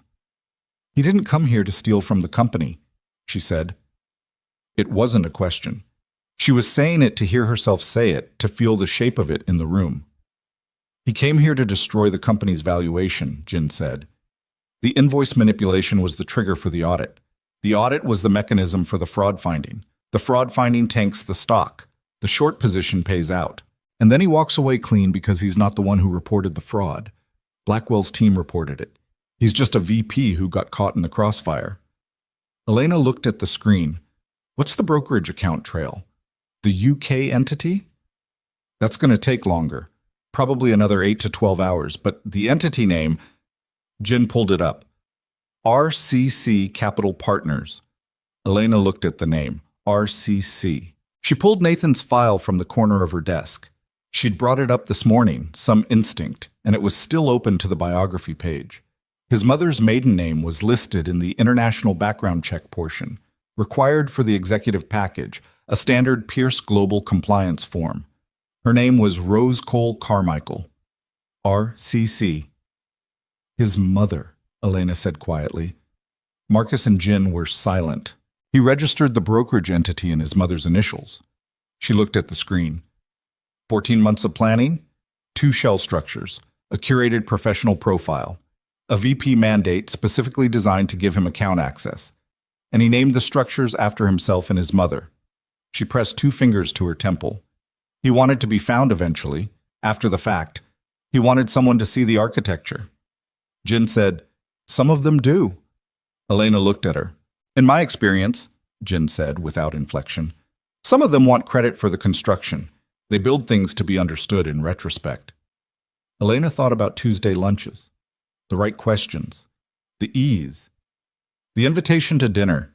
She thought about, is there something between you and Pierce?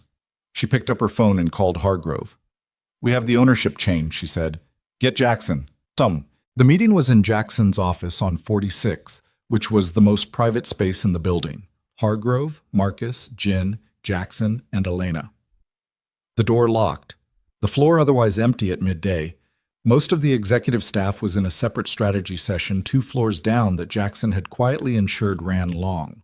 Marcus presented the findings in 11 minutes. Clean, sequential, fully documented. Jackson listened without speaking.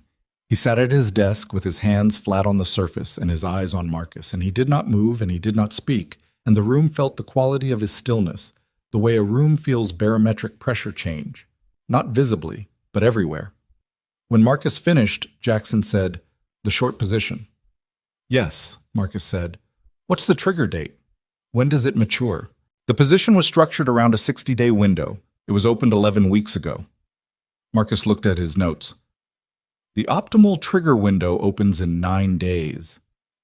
9 days. Jackson looked at Elena. She said, "He needs the audit finding to land in the next 9 days. After that, the position loses value rapidly, which means he's been moving on a timeline and we've just intersected it." "He knows the audit is happening," Jackson said. "He triggered the audit. He knows exactly where it is in the process." "Does he know we have this?" "No," Elena said. "Not yet." Jackson looked at Hargrove. "How fast can we move to law enforcement?" "The documentation is sufficient for an emergency filing. I can have it in front of the DA's Financial Crimes Unit this afternoon. They'll want to verify independently before they move, but with the chain we have..." She looked at Marcus and Jin. "I'd say we're looking at 48 to 72 hours before they're ready to act." "And Blackwell's team?" "I'll call them directly," Elena said. "I'll present the counter evidence and the planted audit trigger. If they're operating in good faith, and I believe they are, they'll pull back the fraud allegation and flip the narrative. The audit becomes the mechanism that caught the external scheme." Jackson nodded, slow and deliberate. He was thinking through the shape of the next 72 hours the way she'd watched him think through acquisition structures, mapping every node, every dependency, every point where the sequence could fail. "Nathan needs to stay in the building," he said. "Yes," Hargrove said. "If he leaves the jurisdiction before law enforcement is ready to move, we have a recovery problem. So we keep him here." Jackson's voice was very even. "Acting normal. For 72 hours, Elena said. He looked at her. "And you can do that. Sit in meetings with him for 72 hours. "Yes," she said, without hesitation. Something moved in his face. Not doubt. Recognition. "All right," he said. He looked at the room. "Hargrove, file this afternoon." Marcus, Jin, stay on the RCC Capital Trace. Elena. He paused. Are you all right? The question landed differently than it might have. Different from the way it would have landed from anyone else, and different from anything he'd said in 3 years of working in the same building. She looked at him for a moment. Ask me in 72 hours, she said. He almost smiled. Not quite, but almost.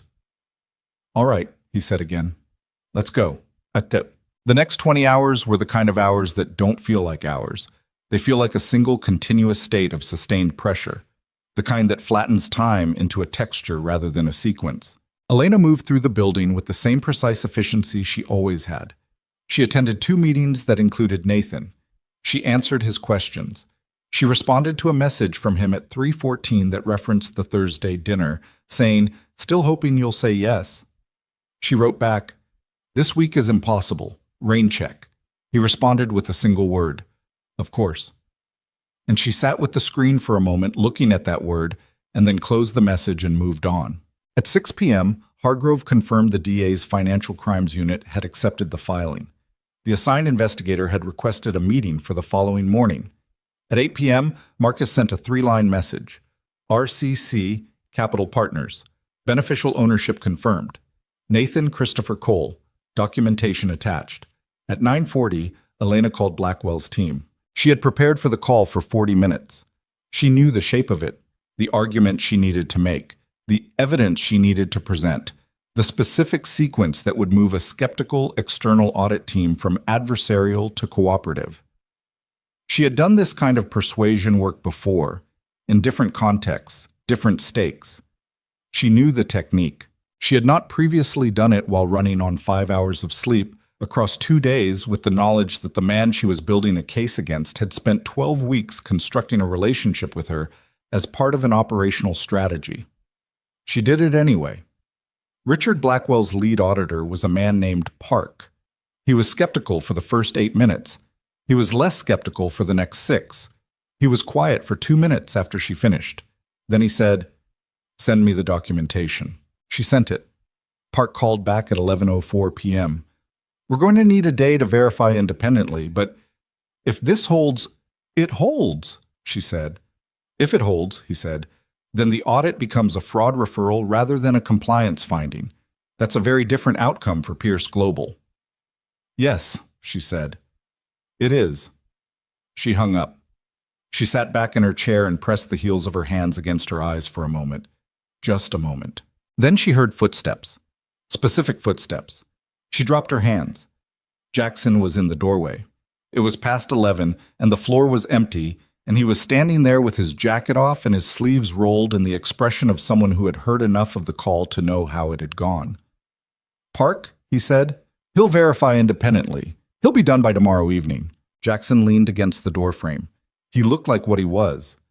A man who had been in sustained operational crisis for 2 days and was holding it together through will and practice and nothing else.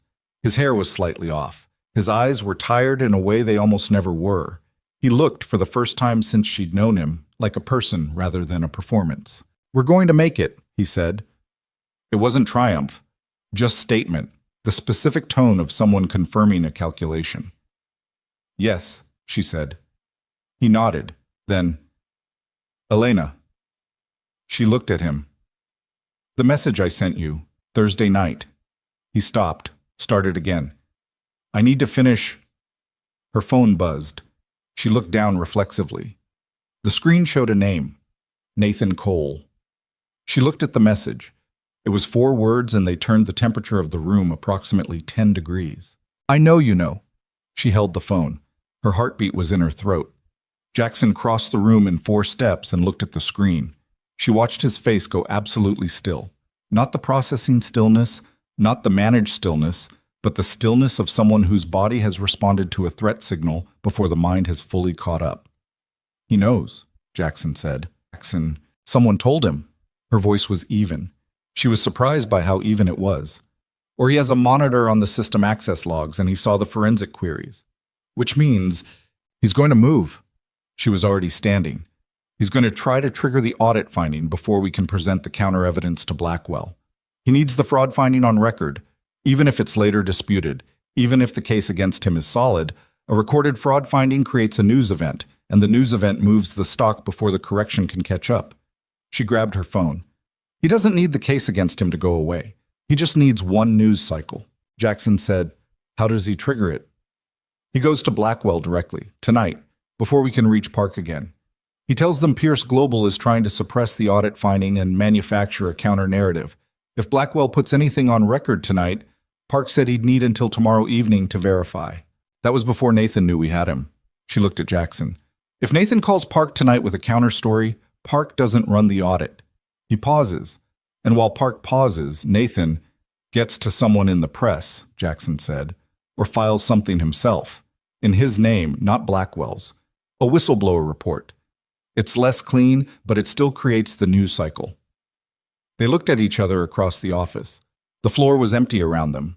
The building breathed its overnight HVAC rhythm. "Call Hargrove," he said.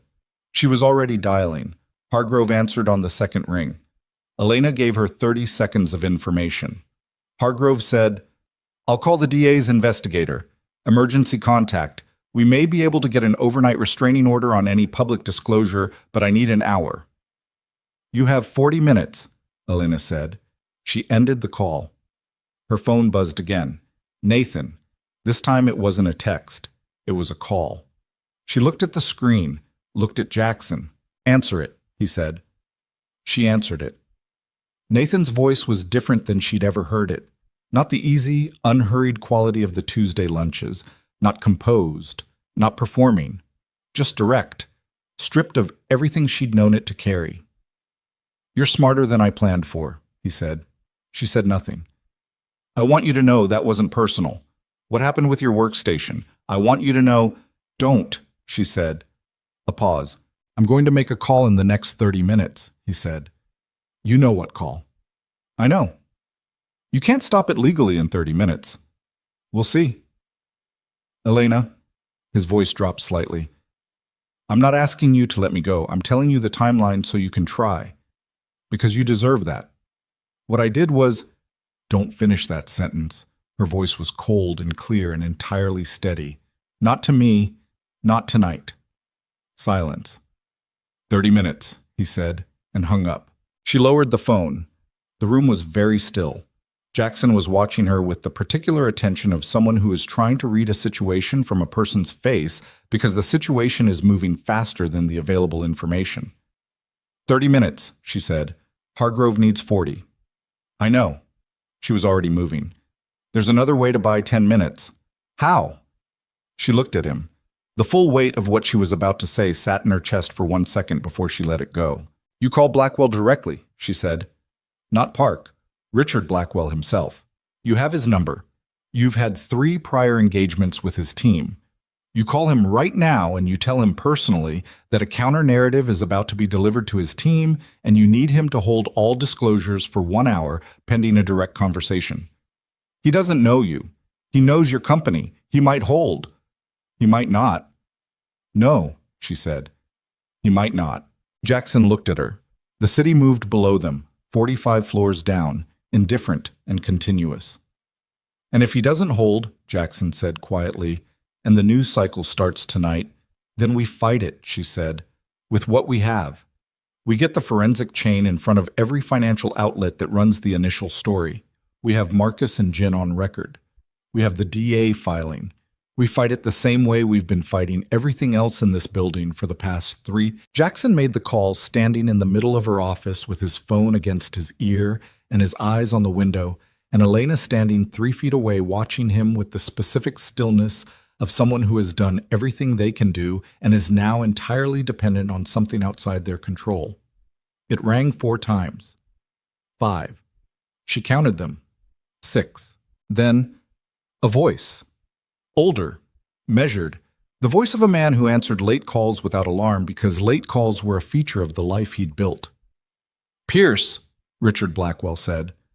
Not a question, not surprised, just the name, acknowledged. "Blackwell." Jackson's voice was completely level.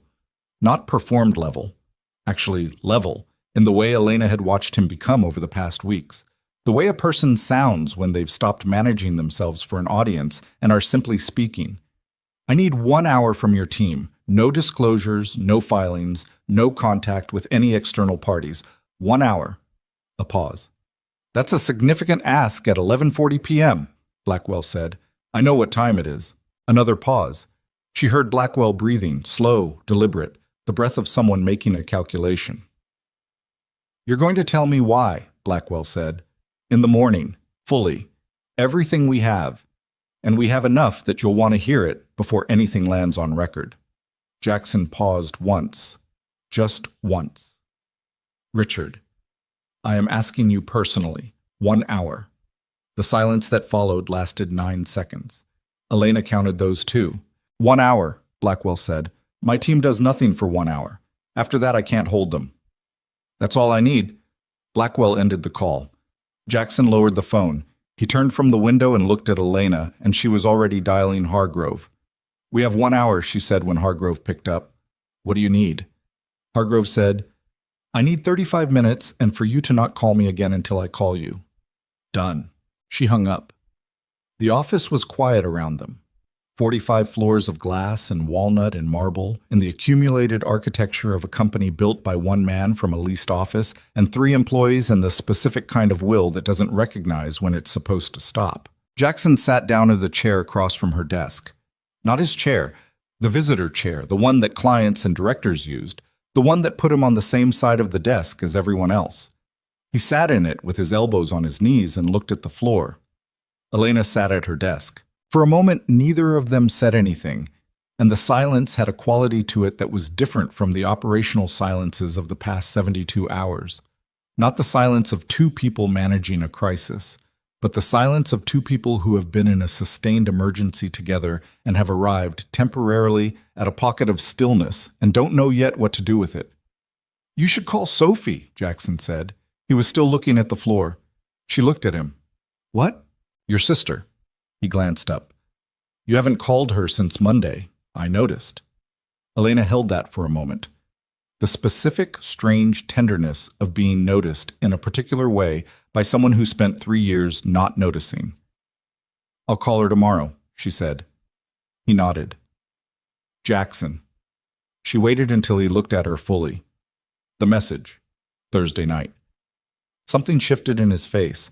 The tiredness in it went a layer deeper. Not more tired, but more honest about what the tiredness was. I sent it by accident, he said. Or not by accident. I sent it before I finished it because I knew if I finished it, I would decide not to send it. So send it now, she said. Finish it now. He was quiet for a moment. He looked at the middle distance, not away from her, just past the immediate surface of the room, the way people look when they're finding words in a place they don't usually go for words. I've been in love with you, he said, since the Hong Kong restructure. 18 months ago. I watched you work for 36 hours straight and make 3 decisions that saved the company from a liability that no one else in the building even understood was there, and I sat in that conference room afterward looking at you and understood something I immediately did everything I could to not understand. She didn't speak. I turned it into pressure, he said. The way I do everything I don't know how to hold, I turned it into more demands, more expectations, more of you in that building because that was the only way I knew to be near something I wanted without acknowledging that I wanted it. He stopped. His hands were clasped in front of him, forearms on his knees. What I did to you, the way I ran that office, the way I treated you, the ultimatum, that wasn't about the company. The company was the excuse. I was afraid of what happened when you weren't there, and I made that your problem. And it was the most dishonorable thing I've done in a life that has had some genuinely dishonorable moments. The room was very quiet. That's a sentence, he said. That's what I couldn't finish. Elena looked at him for a long time. She looked at him the way she looked at documents that required precision. Not quickly, not with the fast processing skim of someone seeking the essential information, but slowly, with the attention that takes in everything including what isn't stated. She saw a man who was 41 years old and had built an empire and run it with the cold efficiency of someone who had decided at some point that control was the same as safety and who had arrived in a visitor chair at 11:47 p.m. on the 45th floor of his own building, having spent the last month learning at considerable cost what the difference was. I know, she said. That's not... I know what I feel, she said. I've known for a while. I've been not saying it for the same reasons you were not sending the sentence. She paused. But I need you to understand something, Jackson. What you did, the 3 years of it, and not just the ultimatum, all of it, I'm not going to carry that quietly. If we do this, whatever this is, I'm going to tell you when something is wrong. I'm going to leave a room when I need to leave a room. I am never going to make myself smaller to make you more comfortable. And if that produces friction, I want the friction, he said. Elena, I have been in rooms my entire life where no one pushed back. I built it that way deliberately. I was wrong. She looked at him. I know you were, she said. Her phone rang. Hargrove. She answered it. It's done, Hargrove said. Her voice had the compressed satisfaction of someone who has sprinted a distance they weren't sure they could sprint. Emergency order is filed. Any public disclosure from Nathan Cole pertaining to Pierce Global Financial Records is legally prohibited pending the DA investigation, which is now officially open as of 11:52 p.m. The investigator fast-tracked the filing based on the documentation package. Cole cannot go to the press, cannot file a whistleblower report, cannot contact Blackwell's team outside the investigation protocol. Elena closed her eyes for 1 second. Thank you, Hargrove. Park from Blackwell's team will call you at 8 a.m. I already sent him the forensic package. He'll have his verification done by noon. Good. Nathan Cole is going to need a lawyer, Hargrove said. That's not our problem anymore. No, Elena said. It's not. She hung up. She looked at Jackson. It's done, she said. He let out a breath, long and slow and from somewhere deep. The specific exhale of someone releasing a pressure they'd been holding so long they'd stopped tracking it. For a moment he just sat there. And she just sat there. And the city moved 45 floors below them, entirely indifferent, entirely continuous, doing what cities do, persisting, without awareness of what had just been decided above it. Nathan Cole was met at the building entrance the following morning at 8:14 by 2 investigators from the DA's Financial Crimes Unit. Elena knew this because Torres at the security desk sent her a message at 8:16 that said simply, "It happened." She read it at her desk and set the phone down and sat with it for 30 seconds. Then she opened her work queue and went to the next thing. The meeting with Park from Blackwell's team was at noon, as Hargrove had promised. Elena attended with Jackson, Hargrove, and Birch. Park was methodical and thorough and had clearly spent the morning going through the forensic package with the attention of someone who understood exactly what it meant for his team's prior audit framing.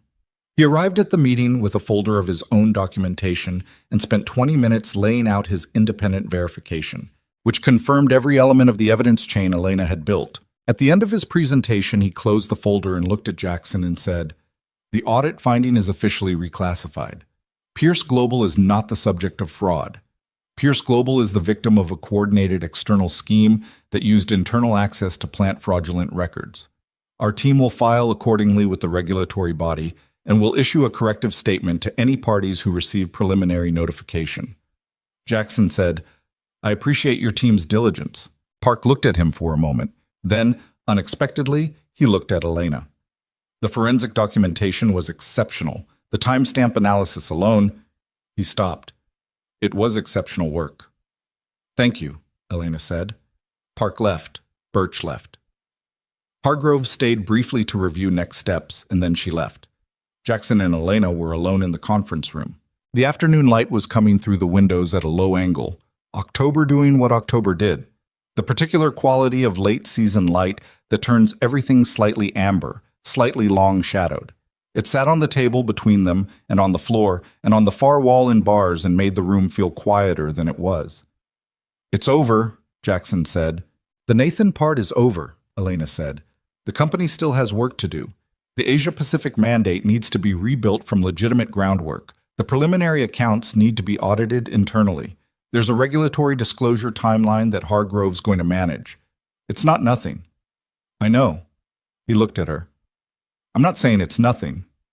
She nodded. "Elena." He was still looking at her with the directness she'd watched him develop. Not the old directness, which was the directness of someone moving things out of his way, but something different, something that included the person it was aimed at. I want to restructure the company. She waited. Not operationally, that's already happening. I mean, the governance structure, the power distribution. He set his hands flat on the table. There are no checks on me in this building. I built it that way. And I thought it was efficiency, and I understand now that it was something else. I want a board with actual authority. I want the chief of staff role to have formal governance standing, not just operational authority, but the ability to escalate concerns to the board independent of me. She looked at him. You want to check on yourself. I want a structure that doesn't depend on people being afraid of me to function, because that's what I had for 3 years, and look at what it produced. A company where a man like Nathan Cole could walk in and find exactly the vulnerabilities he needed because the vulnerabilities were built into the culture. She was quiet for a moment. The light moved slightly as a cloud passed outside. That's the right instinct, she said. It'll take time to build correctly. I know. I want you to build it. As chief of staff. As whatever you need to be called to have the authority to do it properly. He paused. Equal executive partner in operations. That's what I said when I asked you to come back. I meant it. I want it documented, formalized, not dependent on my goodwill. She looked at him. You're documenting against yourself. Yes, he said. That's the point. She held the weight of that. The specific weight of a person who has arrived at something they didn't have before, not the absence of ego, which was neither possible nor interesting, but something rarer, a genuine reckoning with what the ego had cost, and a willingness to build the corrective into the architecture. All right, she said. All right, you'll do it? Or all right, you're considering it? All right, I'll do it, she said. He exhaled. Something in him settled, visible, like a shift in the way he was sitting, a fraction of the held tension releasing. And the other thing, he said, the personal thing. I'm not going to pretend last night didn't happen. I'm not asking you to. I don't know how to do this, he said. I want to be honest about that. I know how to run a company. I know how to build things. This, he gestured slightly between them, a gesture that was more expressive than most of what she'd ever seen him do with his hands. I don't have a template for this. Neither do I, she said. I've spent 3 years as your assistant. The entire framework of how I know you is built on a structure that doesn't work anymore. So we build a different one. We build a different one, she said, slowly, with actual communication, which means if something is wrong, I tell you, and you don't respond to it with pressure or demands. You respond to it like a person. I can do that. You can try, she said. I've watched you try for the past 6 weeks, and you've been better than I expected. That counts for something. He almost smiled again. This time it went slightly further. Not a full smile, because Jackson Pierce at full smile was still something she had not witnessed and suspected was an event of some rarity, but further than almost. That might be the best review I've ever received, he said. Don't let it go to your head. Too late, he said. She looked at him across the table and felt the thing she'd been carefully not naming for 6 weeks settle into something she could see clearly. It was not simple. Nothing about it was simple, and it wasn't supposed to be. It had the specific complexity of something that had been built over time and through friction and at cost, and which would require continued work to maintain. She understood that. She was not afraid of work. She recognized, sitting in a conference room at 12:40 in the afternoon with a man she had once considered her antagonist and was now considering something else entirely, and the only appropriate response to the absurdity and the accuracy of this situation was to let it be both things simultaneously. Go do your afternoon, she said. I have a governance framework to start drafting. He stood, picked up his jacket from the back of the chair. Tonight, he said. Not the building, somewhere else. Dinner. She looked at him. Are you asking or scheduling? Asking, he said. Deliberate, clear. Then yes, she said. Tonight. He left. She sat alone in the conference room for a moment.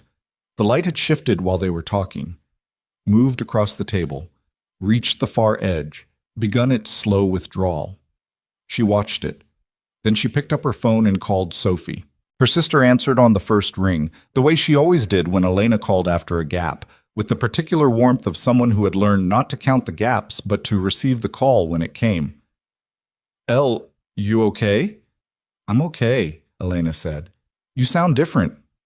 I've had a week. Sophie laughed. Tell me. So she did. Not all of it. Not the forensics and the shell companies and the 30-minute countdown. But the shape of it. The thing with Nathan and what it had cost her and what she'd built in the middle of it. And Jackson. She told Sophie about Jackson with the specific difficulty of trying to describe something you're still inside of, still assembling, still not sure has the shape you think it has. Sophie was quiet for a moment after she finished. Then she said, "You sound like you came through something." "I did," Elena said. "Good." And then softer. "I'm proud of you. You know that?" Elena pressed her palm flat against the table, felt the grain of it under her hand, the solidity. "Yeah," she said. "I know." The governance restructure took 4 months. Elena drafted the framework in the first 2 weeks, working with Hargrove and an external governance consultant who specialized in corporate restructuring for closely held companies. She presented it to Jackson in its entirety before it went to the board, and he read every page, and he marked 3 sections for discussion, and they discussed them, actually discussed them, with the friction she'd promised and the response she'd asked for, and arrived at something better than what either of them had proposed separately. The board was expanded, 3 independent directors were added, with genuine oversight authority and a direct reporting relationship to the governance committee that Elena chaired. The chief of staff role was formally codified with escalation rights independent of the CEO. Jackson's direct authority over operational decisions above a certain threshold now required sign-off from 2 executive partners, one of whom was Elena. At the board meeting where the restructured governance was formally ratified, one of the new independent directors, a woman named Chen, who had a reputation for asking the questions no one wanted to hear, looked at Jackson across the table and said, "You built these constraints yourself." "Yes," Jackson said. "Why?" He looked at her, then, briefly, at Elena, then back. "Because the company I want to run can't be built on the one I had, and the person I want to be can't exist inside the structure I built. So I changed the structure." Chen looked at him for a long moment. Then she wrote something on the document in front of her and said, "Ratified." The criminal case against Nathan Cole moved through the process with the particular slowness of legal machinery that is thorough because it has to be, not because anyone is in a hurry. He was formally charged 8 weeks after the night of the 30-minute countdown. The charges included securities fraud, wire fraud, and unauthorized access to protected financial systems. His lawyer filed 3 motions in the first month. All 3 were denied. The DA's Financial Crimes Unit presented the evidence chain that Elena had built, along with Marcus and Jin's forensic verification, and the thing held the way things hold when they've been built correctly. Nathan Cole did not testify. He took a plea agreement 6 months after the charges were filed. Elena was not in the courtroom. She had given her deposition 3 months earlier in a conference room at Hargrove's firm, and had answered every question with the precision she brought to everything and had not looked away from any of it, including the Thursday 6-minute window, which she described in complete detail with the understanding that honesty in a legal proceeding is not the same as self-damage, that being used was not the same as participating. Hargrove told her afterward, "You were the best deposition I've ever managed."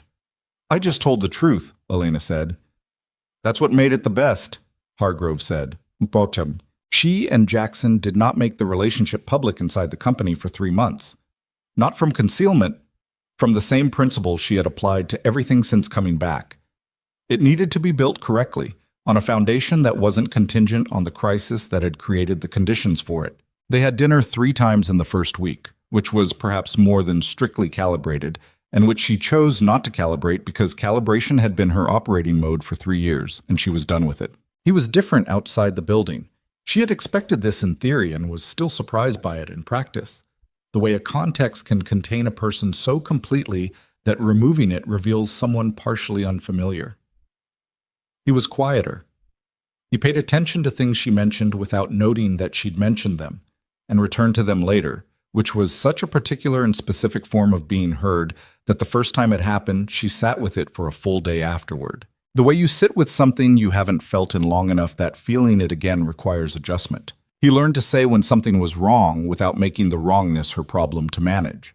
This was slower, and it required more of the friction she'd promised, And there were 2 nights in the first month where the conversation went to the edge of something difficult and came back from it not because it resolved cleanly, but because they both chose to stay at the table. She learned to stay at the table.